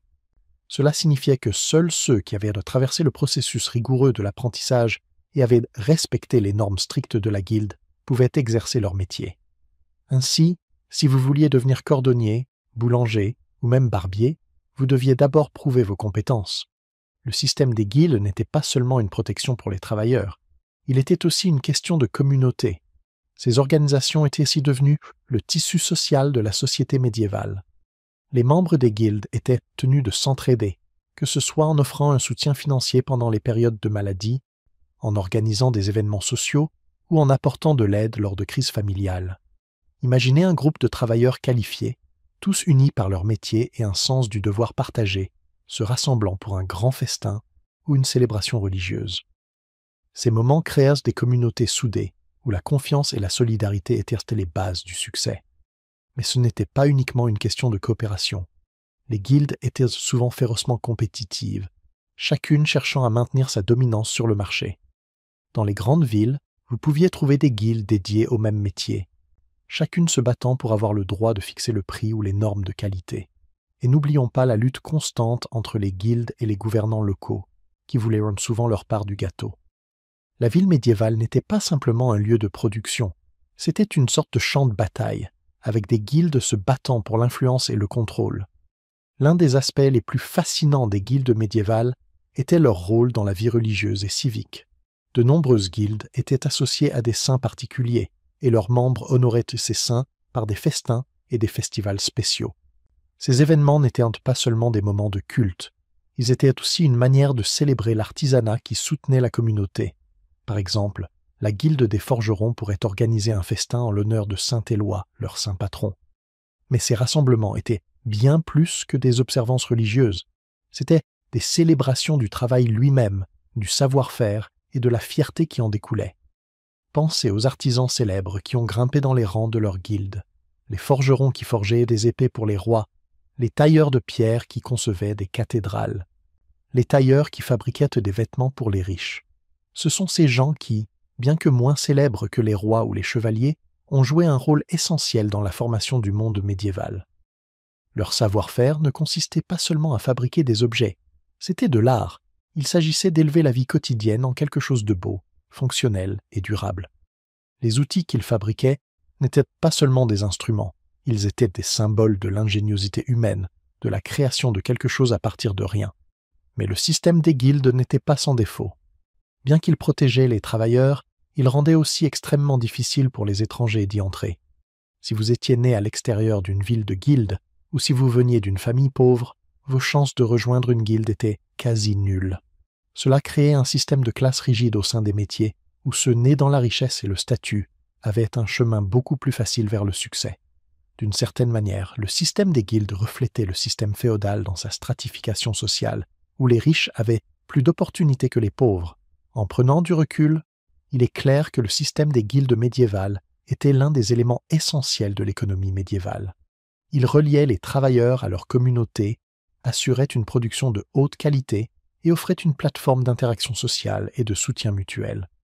Sans ces artisans et leurs guildes, le monde médiéval aurait été beaucoup moins avancé.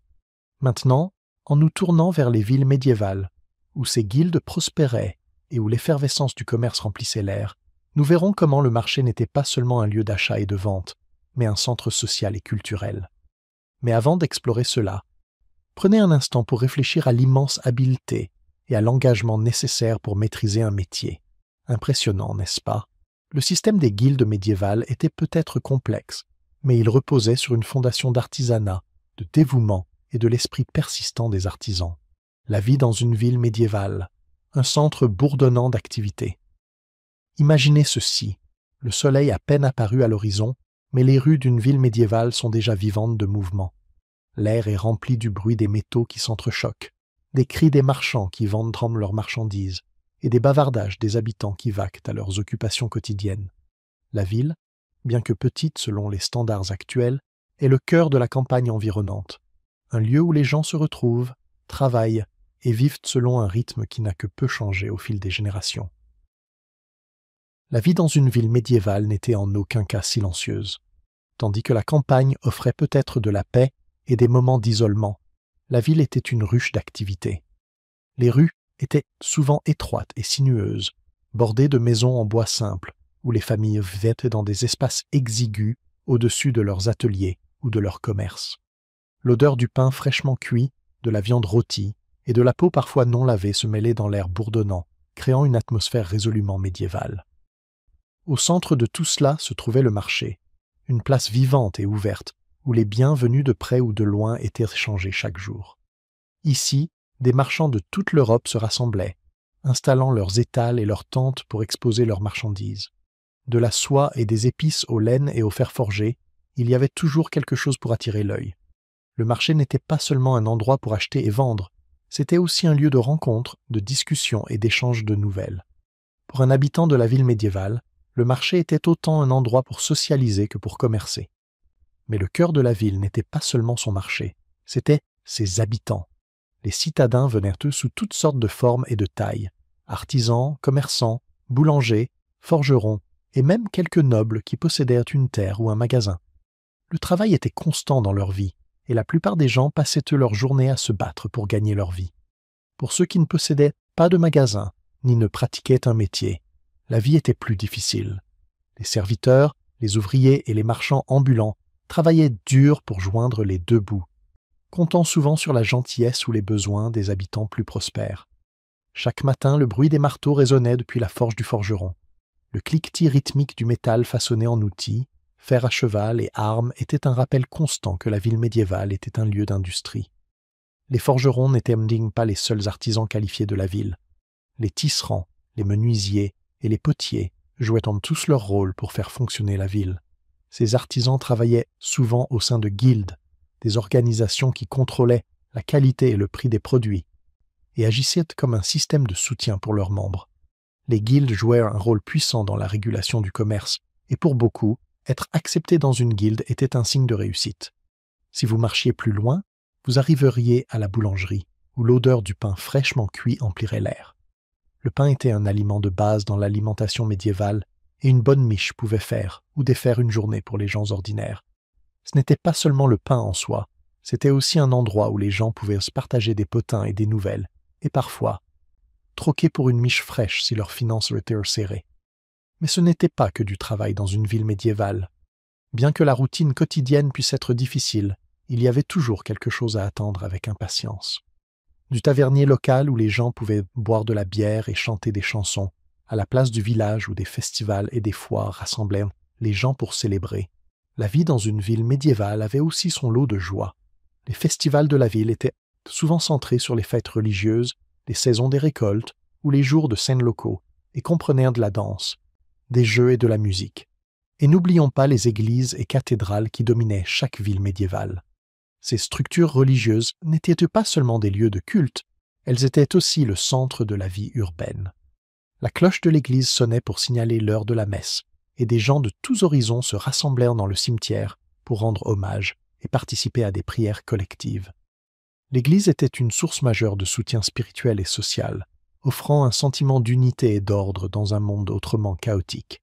Cependant, la vie dans une ville médiévale n'était pas toute rose. Les maladies, la surpopulation et les incendies étaient des dangers omniprésents. Les villes étaient souvent construites en bois, et une simple étincelle pouvait enflammer tout un quartier. La peste noire, qui dévasta une grande partie de l'Europe au milieu du XIVe siècle, balaya les villes, décimant une grande partie de la population. Mais même au milieu de ces difficultés, les villes continuèrent de croître et de prospérer. À la fin de la journée, alors que le soleil se couchait et que les rues se calmaient, l'agitation de la ville médiévale laissait place à un rythme plus paisible.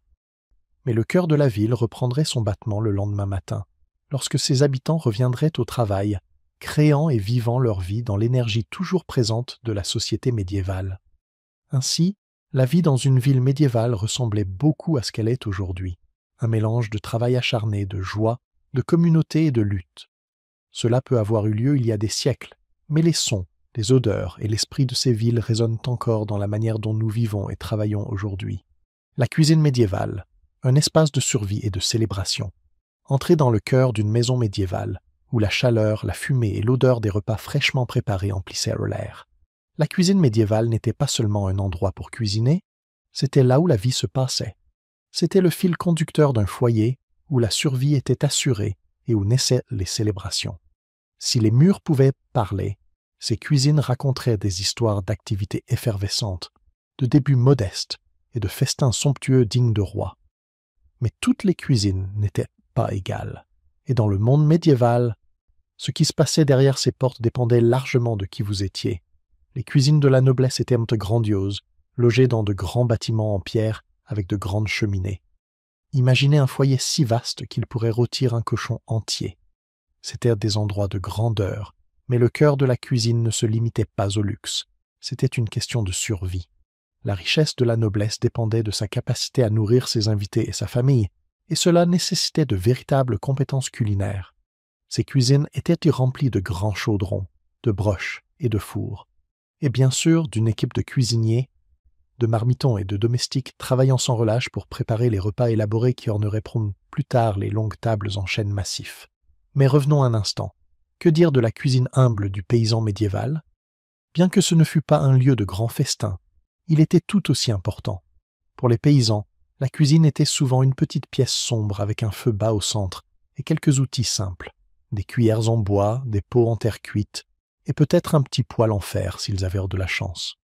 L'espace était modeste, parfois simplement un coin de leur petite chaumière. Mais dans ce coin, les paysans préparèrent des repas qui les soutiendraient pendant leur longue journée de travail, des ragoûts, du pain, de la bouillie, ces plats de base les maintenaient en vie. Et bien que la nourriture ne fût pas extravagante, elle rappelait l'importance de la connexion entre la nourriture et la survie. Cuisiner dans le monde médiéval n'était pas aussi simple que d'allumer une plaque de cuisson ou de mettre quelque chose dans le micro-ondes. C'était un processus exigeant, nécessitant une planification minutieuse, de l'habileté et beaucoup de temps. Le feu était la clé de tout, chauffer l'eau, cuire les viandes et même cuire le pain. Mais ce n'était pas seulement une question de cuisiner les repas, c'était aussi une question de conserver les aliments pour les rudes mois d'hiver.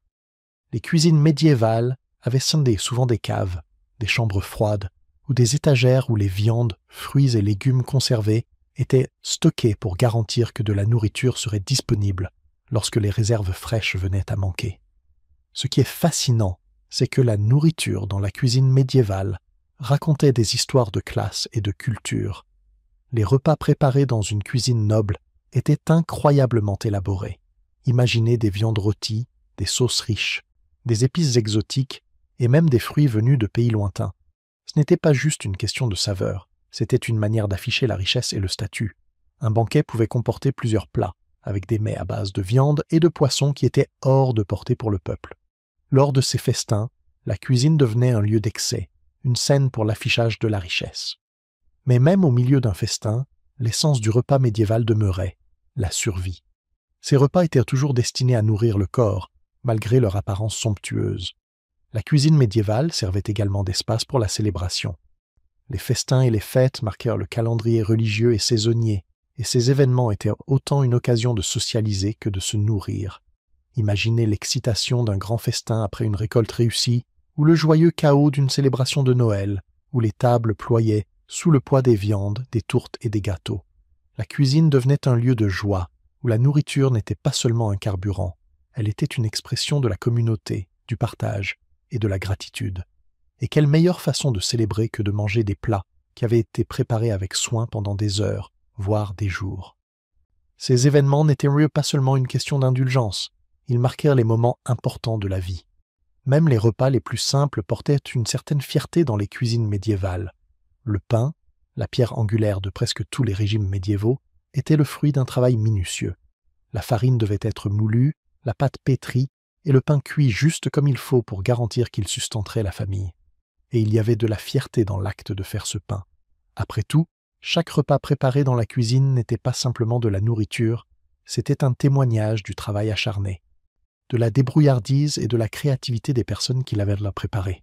Lorsque le feu s'éteignait lentement et que les derniers restes du repas étaient consommés, la cuisine devenait calme.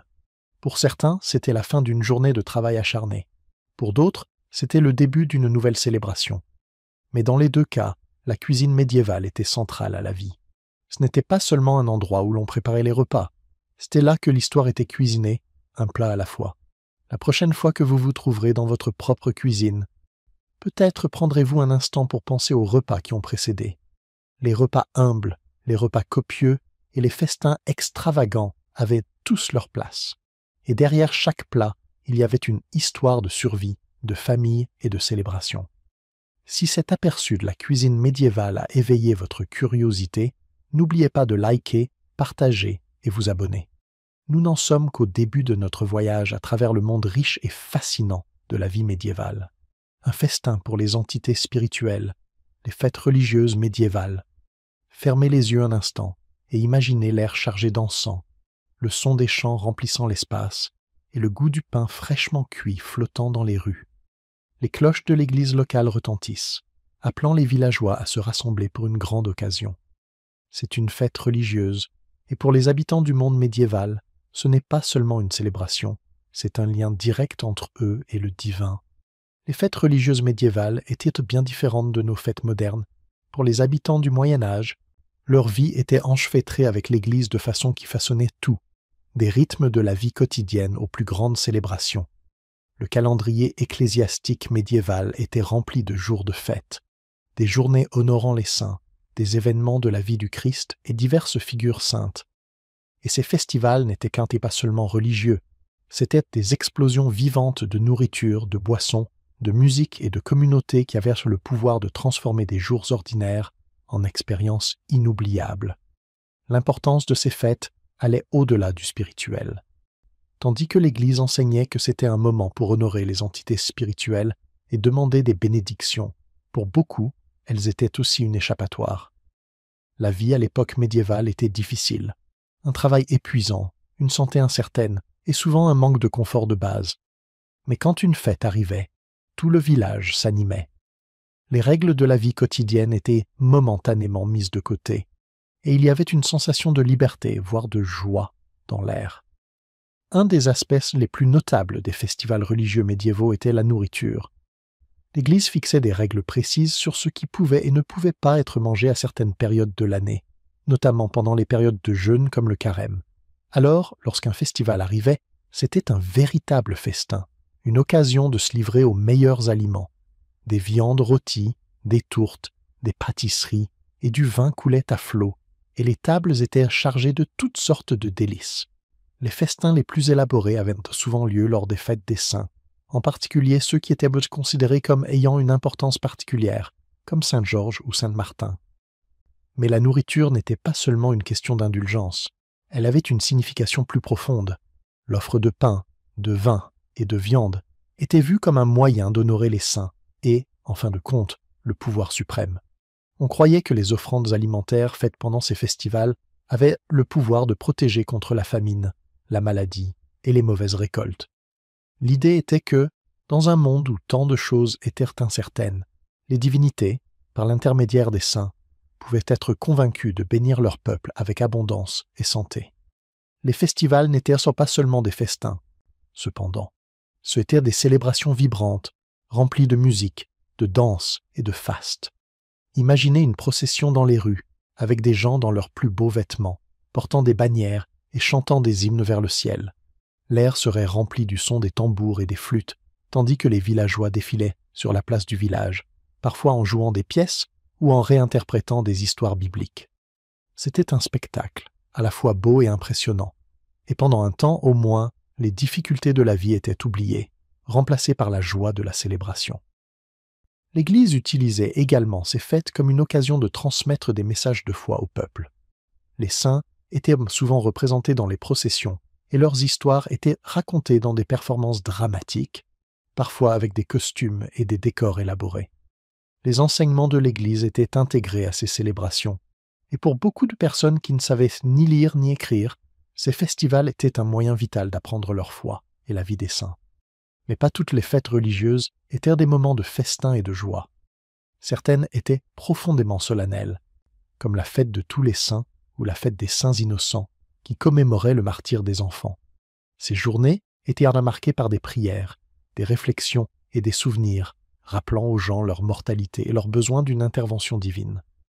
Bien sûr, il y avait toujours une touche de désordre sous la surface de ces festivals. La nature même d'un festival, son indulgence en nourriture, en boissons et en danse, menait souvent à un sentiment de chaos qui était habituellement réprimé dans la vie médiévale. Il n'était pas rare que les hiérarchies sociales s'estompent un instant, les paysans et les seigneurs se mêlant ensemble dans la célébration. Une sorte de renversement temporaire se produisait pendant certains festivals, où l'ordre social habituel était renversé. Ces moments permettaient aux gens de se libérer de leur fardeau et pendant un instant de devenir égaux aux yeux des entités spirituelles et les uns des autres. De nombreuses façons, les festivals religieux médiévaux étaient un aperçu du monde de la faveur divine, où les barrières entre le terrestre et le céleste étaient momentanément dissoutes. Ce n'étaient pas juste des moments de nourriture et de plaisir, c'étaient des événements sacrés, des rappels du pouvoir de l'Église et de la relation éternelle entre les gens et leurs idoles. Dans un monde où la vie était incertaine et où la mort était toujours proche, ces festivals étaient essentiels, une façon de célébrer la vie, de prier pour la protection divine et de rendre grâce pour tout ce qui était bon dans le monde. Et en pensant à ces grands festins, à la musique et aux histoires, il est évident que ces festivals étaient bien plus que de simples moments de célébration. Ils étaient l'âme de la société médiévale, un rappel de l'empreinte profonde de la religion dans chaque aspect de la vie quotidienne. La prochaine fois que vous vous asseyez pour un repas de fête, souvenez-vous que c'était le festin médiéval pour les divinités qui a donné naissance à nos propres traditions, et l'écho de ces grandes célébrations vit encore dans nos festivals modernes aujourd'hui. Carnaval et réjouissance, le rôle des festivals dans la société médiévale. Il est facile de penser que la vie médiévale était plongée dans l'ombre, pleine de difficultés, de règles strictes et d'une lutte incessante pour survivre. Mais il y avait une période de l'année où les règles étaient mises de côté, où même les plus puissants seigneurs et les paysans les plus humbles pouvaient se lâcher. Cette période était la saison des festivals. Le carnaval et les réjouissances dans le monde médiéval ne se résumaient pas à s'amuser. Ils étaient une partie essentielle du tissu social, offrant des moments de libération, de joie et d'unité dans une société par ailleurs étroitement régie par la tradition et la hiérarchie. Commençons par imaginer ce qu'était réellement un festival médiéval. Imaginez une grande célébration, pouvant durer des jours, parfois même des semaines. Les rues seraient bordées de stands vendant de la nourriture et des boissons. Les musiciens rempliraient l'air de chansons, et des artistes, bouffons, acrobates et danseurs, divertiraient la foule. Tout le monde, des paysans aux nobles, pouvait se rassembler et participer aux réjouissances. Et voici le plus intéressant. Pendant ces festivals, les règles habituelles de la société étaient suspendues. Il n'y avait pas de division rigide de classe pendant quelques jours. En fait, certains festivals avaient des thèmes de renversement des rôles, où les paysans prenaient temporairement les rôles de leurs maîtres, et vice-versa. C'était un moment rare où la hiérarchie médiévale était renversée. L'un des festivals les plus emblématiques était le carnaval, qui avait lieu généralement juste avant la période de jeûne du carême. C'était une occasion de se livrer à tous les plaisirs qui seraient refusés pendant les prochaines semaines de pénitence et de prière. Les gens se vêtirent de costumes extravagants, souvent pour se moquer du clergé ou de la noblesse, et défilaient dans les rues lors de célébrations sauvages et ivres. L'idée était de décompresser, avant que la solennité du carême prenne le dessus, et cela offrait aux gens une pause bien méritée de la lourde existence médiévale. Mais ne négligeons pas les raisons plus profondes de ces festivals. Bien qu'ils fussent incontestablement amusants, ils servaient également un but social plus sérieux.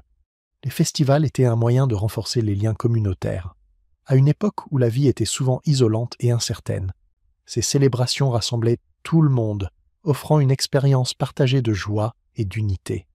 Peu importe si vous étiez un paysan fermier ou un chevalier noble, vous faisiez tous partie des mêmes réjouissances, et pendant ce court moment, le rang social n'avait plus d'importance. La célébration collective rappelait l'importance de la communauté, où chacun, quel que soit son statut, jouait un rôle. Il y avait aussi des festivals religieux liés au calendrier chrétien, qui étaient au cœur de l'expérience médiévale. Des fêtes comme Noël, Pâques et la Pentecôte n'étaient pas seulement des moments pour assister à la messe. Elles étaient remplies de festins, de danses et de réjouissances. Les gens se rassemblaient sur les places des villages ou dans les cours des châteaux, profitant de repas somptueux, buvant de la bière et écoutant des histoires et de la musique.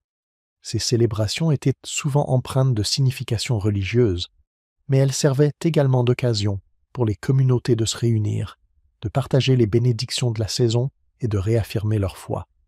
L'importance des festivals dans la société médiévale n'était pas simplement une question de plaisir, c'était aussi une question de survie d'une certaine manière. La vie au Moyen Âge pouvait être brutale. La menace constante de la famine, des maladies et de la guerre planait sur les gens. Ces moments de célébration étaient une chance pour les gens d'échapper à la dureté de leur existence quotidienne, même si ce n'était que pour un court moment. C'était pendant ces festivals que les gens pouvaient se détendre, même si ce n'était que pour quelques jours, et oublier leurs soucis. Dans une société où la vie de la plupart des gens était dictée par les rythmes durs de l'agriculture et du travail pénible, la capacité de s'adonner à la nourriture, aux boissons et aux festivités devenait une soupape de décompression vitale. Puis il y avait les événements grandioses, comme les joutes et les tournois. Bien que pas strictement des festivals, ces événements étaient profondément liés à l'esprit de carnaval et de réjouissance. Les tournois étaient organisés pendant des périodes de célébration, offrant aux chevaliers l'occasion de montrer leurs compétences en combat et offrant aux spectateurs un spectacle palpitant. Ces événements étaient bien plus que de simples compétitions sportives. C'étaient des rassemblements sociaux qui attiraient toute la communauté. Pour beaucoup, assister à une joute ou à une mêlée était une forme de divertissement rare qui apportait excitation et joie dans leur vie autrement ordinaire. Ce qui est fascinant, c'est que ces festivals servaient aussi de soupape de sécurité sociale. Dans une société où le pouvoir était concentré entre les mains de quelques-uns, ces événements permettaient aux gens du peuple de ressentir un sentiment de liberté. les festivals étaient un espace où chacun, indépendamment de son statut social, pouvait s'exprimer, que ce soit à travers des costumes, de la danse ou un comportement bruyant. D'une certaine manière, ces festivals offraient un avant-goût d'égalité, où, pendant un moment fugace, tout le monde pouvait participer aux mêmes réjouissances. Mais bien que la joie de ces festivals était universellement partagée, ils n'étaient pas sans leur côté sombre. L'atmosphère carnavalesque pouvait parfois mener au désordre. De nombreux rapports font état de comportements bruyants, ivresse, bagarres et chaos général. En fait, certains festivals étaient même utilisés comme prétexte pour défier l'autorité. Les paysans pouvaient se moquer de leur seigneur, ou le clergé pouvait être la cible de moqueries. L'Église médiévale, en particulier, avait souvent du mal à concilier l'énergie festive et bruyante de ces moments avec le besoin de piété et de discipline. Au fur et à mesure que les années passaient et que la société devenait plus structurée, certains de ces festivals ont commencé à perdre leur côté sauvage. Mais l'héritage du carnaval et des réjouissances perdure, évoluant en les fêtes et traditions que nous célébrons encore aujourd'hui. Ainsi, la prochaine fois que vous vous retrouverez à un festival moderne, qu'il s'agisse de Mardi Gras, de l'Oktoberfest ou de toute autre réjouissance que nous aimons célébrer, souvenez-vous que le monde médiéval avait sa propre version de lâcher-prise.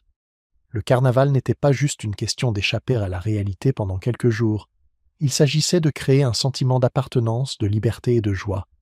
Un rappel que, peu importe à quel point la vie pouvait être difficile, il y avait toujours un moment pour célébrer. L'hiver, au Moyen Âge, survivre au froid et à l'obscurité. Lorsque l'hiver s'abattait sur l'Europe médiévale, ce n'était pas seulement une saison, c'était un test de survie. Le monde extérieur gelait, et le rythme de la vie quotidienne s'arrêtait. Les jours devenaient plus courts, les nuits plus longues, et les vents glacés s'engouffraient dans chaque fissure des maisons, souvent loin d'être chaleureuses. Le froid n'était pas juste inconfortable, il était une menace constante, poussant les gens à leurs limites, testant leur résilience. Mais malgré tout, la vie continuait, et la survie dépendait de chaque préparation et de chaque ingénieuse idée. Imaginez la scène. Le soleil se couche avant même que vous ayez terminé votre dîner, le froid s'insinuant à mesure que l'obscurité enveloppe la terre. Il n'y a pas de chauffage moderne, pas de couvertures électriques douillettes, pas d'isolation pour retenir la chaleur.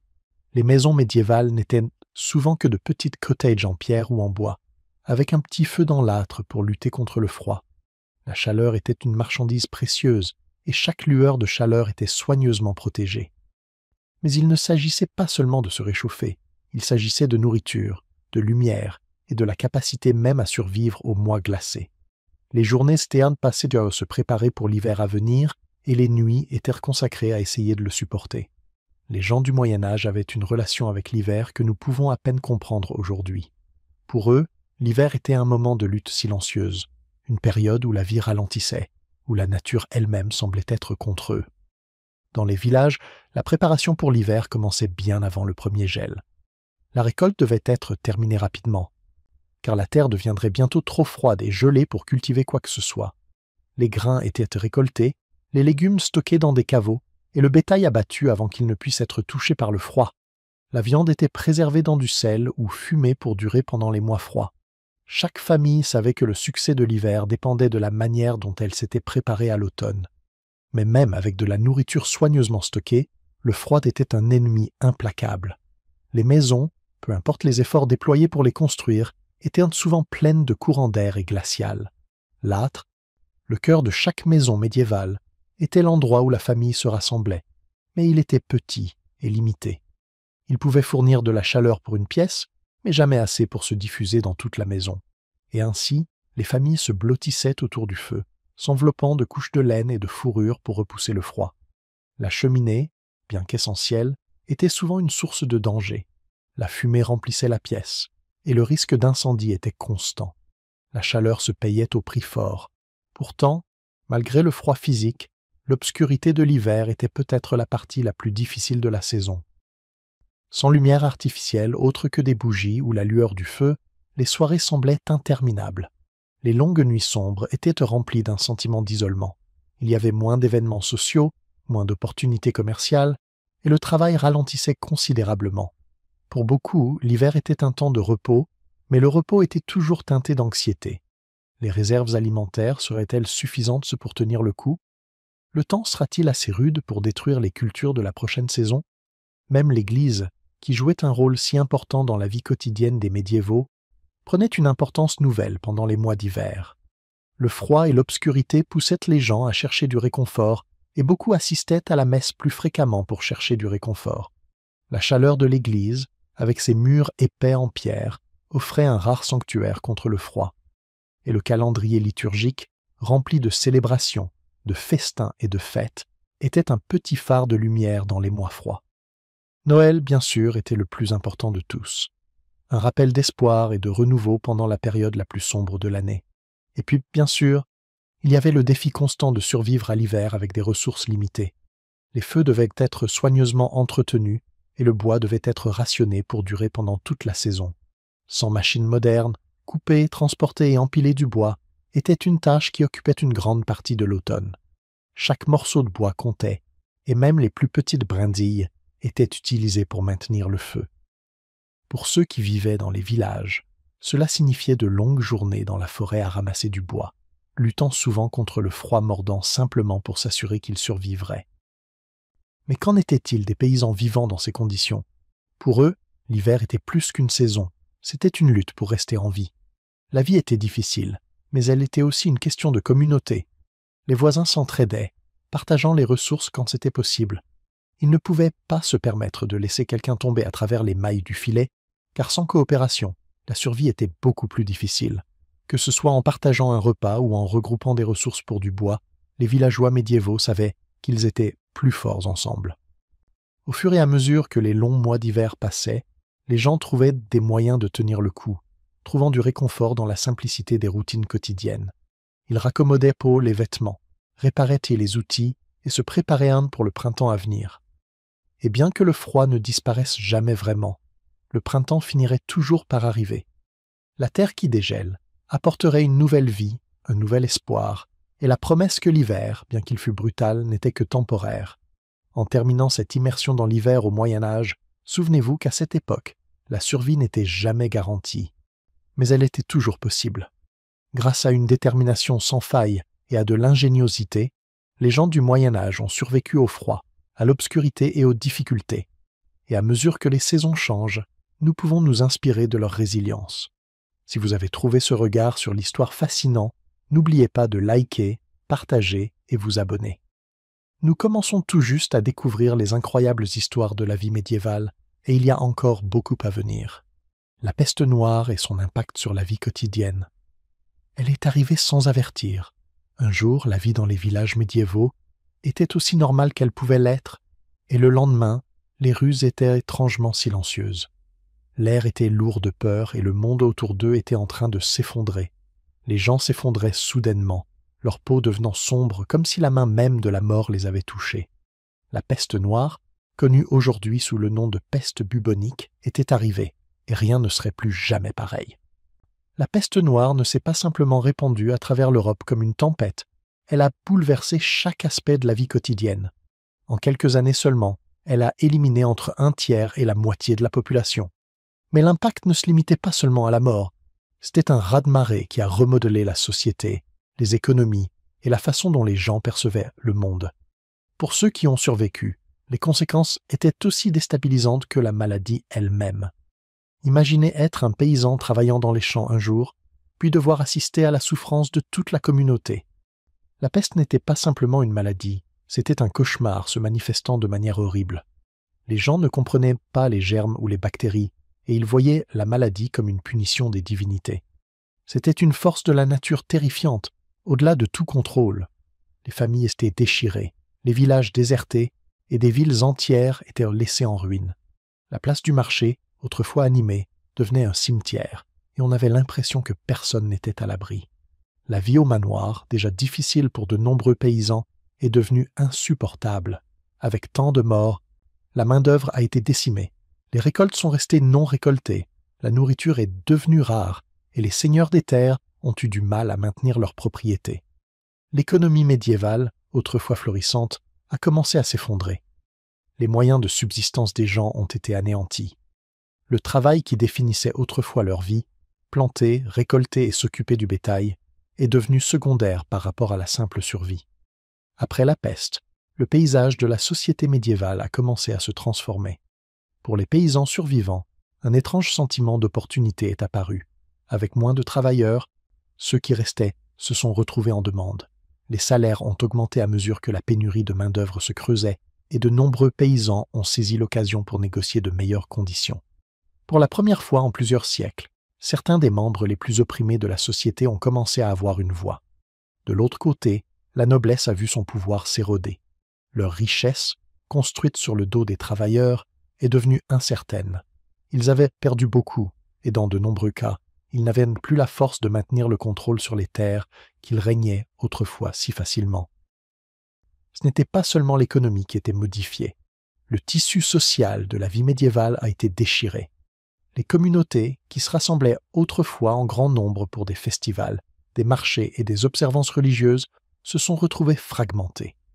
La peste a provoqué des migrations massives, à mesure que les gens fuyaient villes et villages en quête de sécurité, laissant derrière eux leurs maisons, commerces et même leurs proches. La peur est devenue une compagne constante, et elle était souvent blâmée pour le déclin de l'ordre social. Les gens se sont tournés vers eux-mêmes, se concentrant sur leur propre survie plutôt que sur le bien-être collectif. L'impact religieux de la peste a été immense. Dans un monde où la religion jouait un rôle omniprésent, la peste noire a mis en question les fondements mêmes de la foi des gens. Si le pouvoir suprême était tout-puissant et omniscient, pourquoi permettrait-il une telle destruction? Beaucoup se sont tournés vers l'Église pour des réponses, mais les prêtres et le clergé n'étaient pas moins affectés par la maladie que n'importe qui d'autre. À mesure que le bilan des morts augmentait, le sentiment d'impuissance grandissait également. Certains croyaient que la peste était un signe de l'Apocalypse, une punition pour les péchés du monde. D'autres pensaient que c'était une épreuve de foi. Mais dans tous les cas, les gens se tournaient vers la prière dans une tentative désespérée de se protéger de cette menace invisible. Ce n'étaient pas seulement les gens qui souffraient.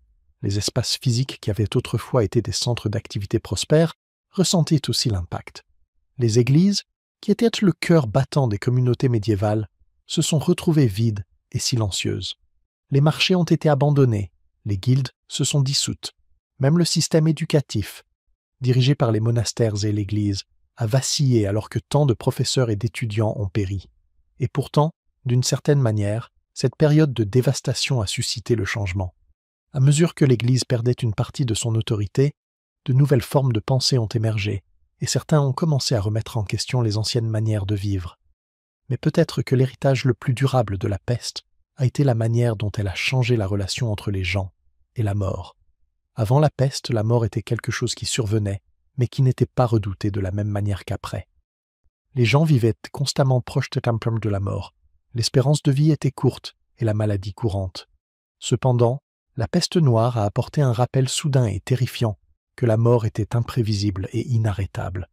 Elle a forcé les gens à confronter leur propre mortalité d'une manière qu'ils n'avaient jamais faite auparavant.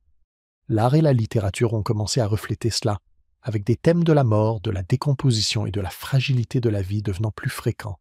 Au fur et à mesure que les années passaient et que le nombre de morts ralentissait, les survivants devaient ramasser les morceaux. Mais les cicatrices laissées par la peste noire ne se sont jamais complètement refermées. Elle a modifié la façon dont les gens pensaient à leur monde, à la vie, à la mort et à leur place dans ce monde. Après cette période dévastatrice, de nouvelles idées ont commencé à émerger, et lentement, la société a commencé à se reconstruire, bien que profondément changée. La peste noire est un chapitre sombre de l'histoire, mais c'est un chapitre déterminant. Son impact sur la vie quotidienne a été profond, modifiant le cours de la société de manière que personne n'aurait pu imaginer. Et en regardant en arrière, on voit comment les ombres de ces années façonnent encore le monde dans lequel nous vivons aujourd'hui. Le rôle des marchés, le commerce et les échanges dans la vie médiévale. Imaginez-vous marcher dans un marché médiéval. L'air est lourd de l'odeur du pain frais, des viandes grillées et du parfum salé du poisson. Les marchands crient leurs prix, essayant de vous attirer à leurs étals, tandis que le tintement des pièces et les bavardages des clients remplissent l'air. Vous pourriez penser que ces marchés étaient de petites affaires dispersées, mais en réalité, ils étaient le cœur battant de la vie médiévale, des centres vibrants et animés du commerce qui reliaient villages, villes et même pays lointains. Loin d'être seulement des lieux pour acheter de la nourriture ou des biens de première nécessité, ces marchés étaient les moteurs de l'économie médiévale. Au cœur du commerce médiéval se trouvaient les marchés eux-mêmes. Ce n'étaient là pas seulement des endroits où vous pouviez acheter une miche de pain ou du tissu, c'était là que les gens venaient acheter tout, des épices à la soie, du bétail aux armes. Les marchés se tenaient à des jours précis, souvent chaque semaine ou chaque mois, et servaient de point de rencontre pour des gens de tous horizons. Ce n'étaient pas seulement les habitants locaux qui s'y retrouvaient, des gens venaient de miles à la ronde, apportant leurs marchandises à vendre et à échanger. Pour certains, ces marchés étaient la seule occasion d'interagir avec des gens venant d'autres communautés. Le commerce à l'époque médiévale n'était pas un simple échange de biens, c'était un réseau complexe de connexions qui s'étendait sur des continents. Imaginez cela. Un marchand dans un petit village anglais pourrait échanger de la laine, filée et tissée par les femmes locales, avec un acheteur dans une ville lointaine comme Bruges. Pendant ce temps, des épices de l'Est, de la soie de l'Extrême-Orient et des métaux précieux d'Afrique allaient revenir en Europe, alimentant l'économie.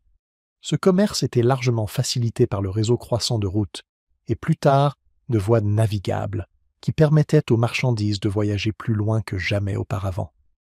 Les marchés étaient aussi une partie importante de la vie sociale. Bien sûr, les gens y allaient pour acheter et vendre, mais c'était aussi un lieu où l'on se retrouvait pour discuter, échanger des nouvelles et même régler des différends.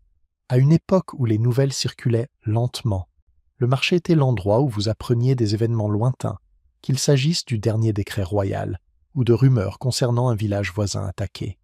Pour beaucoup de gens, le marché était leur lien avec le monde extérieur, même s'ils ne quittaient jamais leur propre village. Mais ce n'étaient pas seulement les locaux qui bénéficiaient de ces centres commerciaux animés. L'essor des marchés médiévaux a aussi eu un impact considérable sur la dynamique du pouvoir au sein de la société. Dans les villes et villages où les marchés prospéraient particulièrement, les marchands ont commencé à accumuler une richesse significative, défiant ainsi l'ordre aristocratique traditionnel. Ces marchands fortunés se retrouvaient souvent dans une position unique, capable d'influencer aussi bien la politique locale que les pratiques commerciales. C'est grâce à leur richesse que les villes pouvaient croître, investir dans des infrastructures comme des routes et des bâtiments, et même défier la noblesse locale.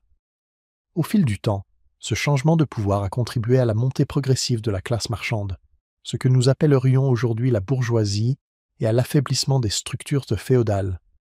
Tous les marchés médiévaux n'étaient pas en effervescence avec du commerce international cependant.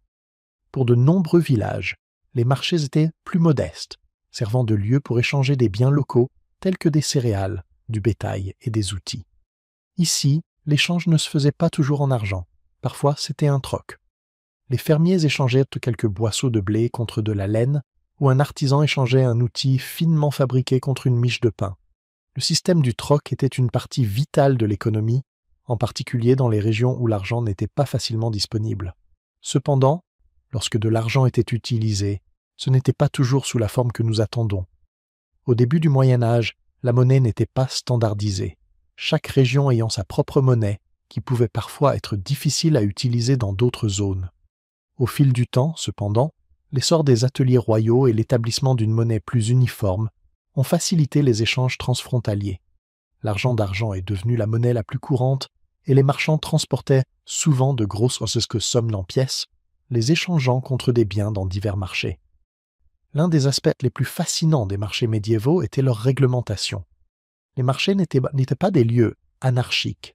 Ils étaient soigneusement contrôlés par les seigneurs locaux ou les conseils municipaux pour garantir un commerce équitable. Il existait des lois sur la qualité des biens, les mesures de poids et même les prix qui pouvaient être demandés. Si un marchand était pris en flagrant délit de fraude ou vendait des produits de mauvaise qualité, il pouvait encourir de graves conséquences. Ces régulations aidaient à maintenir l'ordre, mais elles signifiaient aussi que le marché était un lieu de confiance. Les acheteurs pouvaient raisonnablement s'attendre à ce que ce qu'ils achetaient valait le prix qu'ils payaient, que ce soit une miche de pain ou un beau morceau de poterie. Les marchés jouaient également un rôle central dans la vie culturelle du Moyen Âge. Certains événements et festivals étaient souvent liés aux jours de marché, donnant aux gens encore plus de raisons de se rassembler. Ces marchés n'étaient pas seulement une question de commerce, ils étaient aussi une question de communauté. Vous y voyez souvent des artistes, des jongleurs, des musiciens ou des ménestrels se produisant devant des foules. L'atmosphère festive rendait les marchés non seulement des lieux d'échanges commerciaux, mais aussi des lieux de célébration et de loisirs. Certains marchés médiévaux étaient même des endroits où les gens se mariaient. Oui, les mariages pouvaient se faire partie des célébrations qui se déroulaient dans l'agitation de la place du marché. À la fin du Moyen Âge, les marchés ont continué d'évoluer. Avec la croissance des villes et l'enrichissement de la classe marchande, les marchés sont devenus plus sophistiqués et les routes commerciales se sont étendues.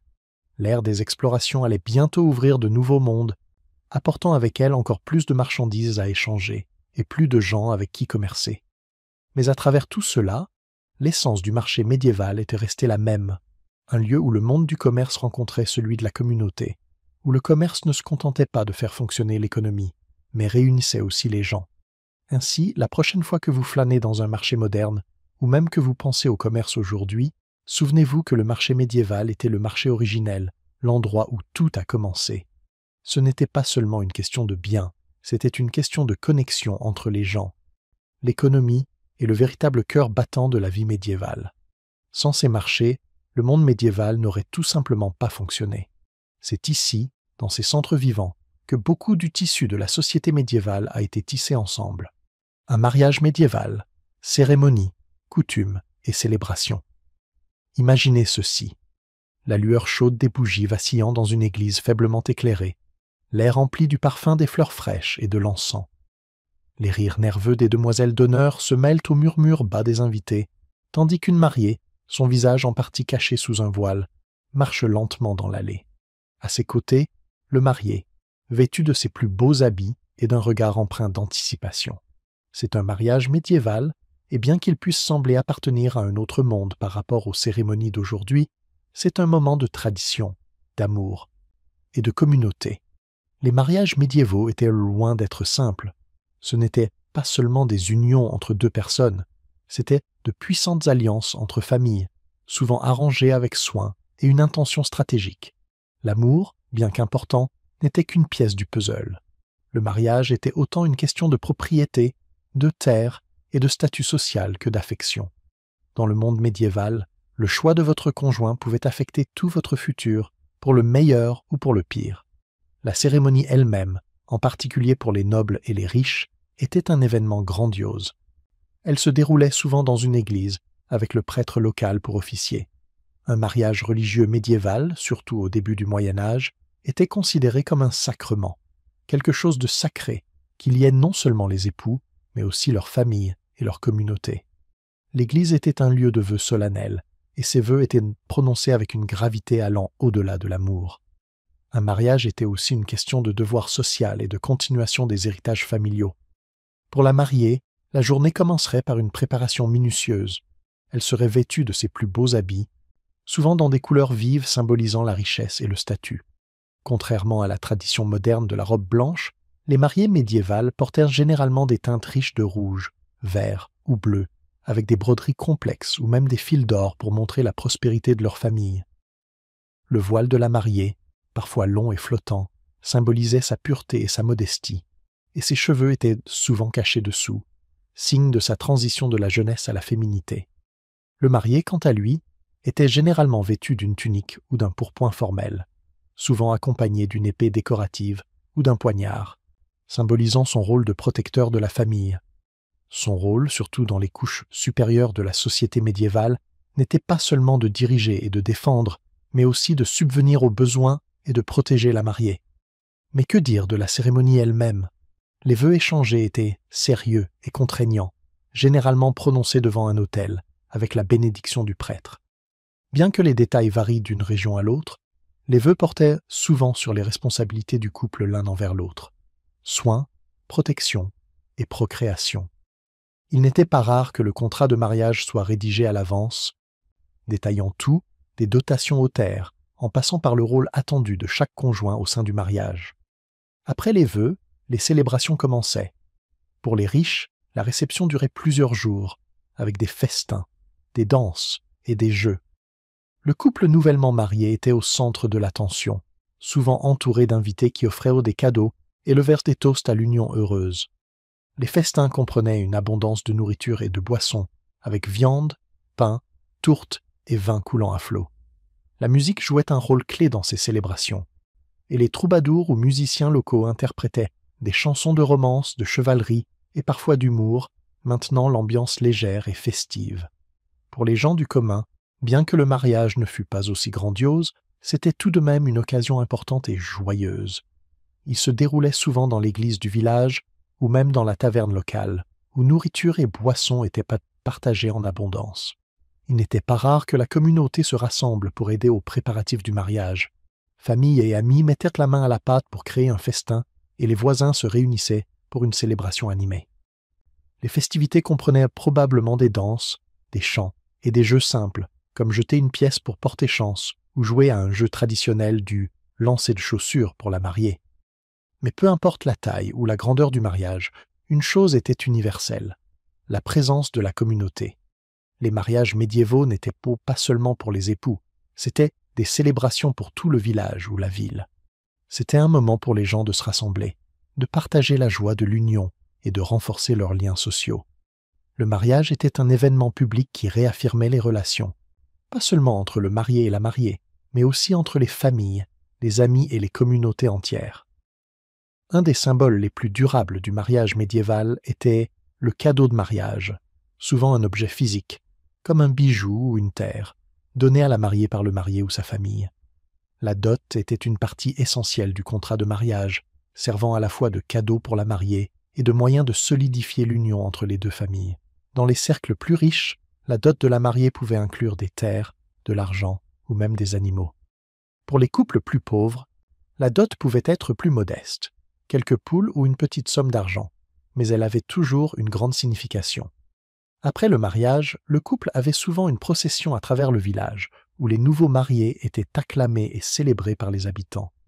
Les festivités se terminaient par une dernière danse ou un chant, et le couple se retirait dans sa nouvelle maison, entamant leur vie ensemble dans ce qui était espéré être un mariage aimant et soutenant.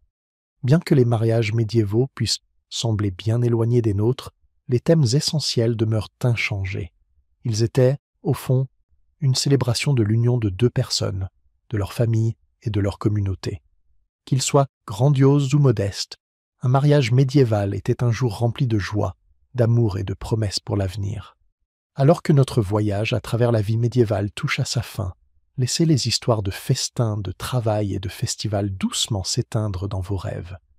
Si ces récits vous ont réconforté, abonnez-vous et appuyez sur l'icône de la cloche pour rester immergé dans l'étreinte apaisante de l'histoire. Nous serions ravis d'entendre vos pensées. Laissez un commentaire ci-dessous et partagez la partie du passé qui vous a le plus apaisé. Merci de nous avoir rejoints et que les échos du passé vous guident vers un sommeil paisible. Faites de beaux rêves et à bientôt dans notre prochain voyage.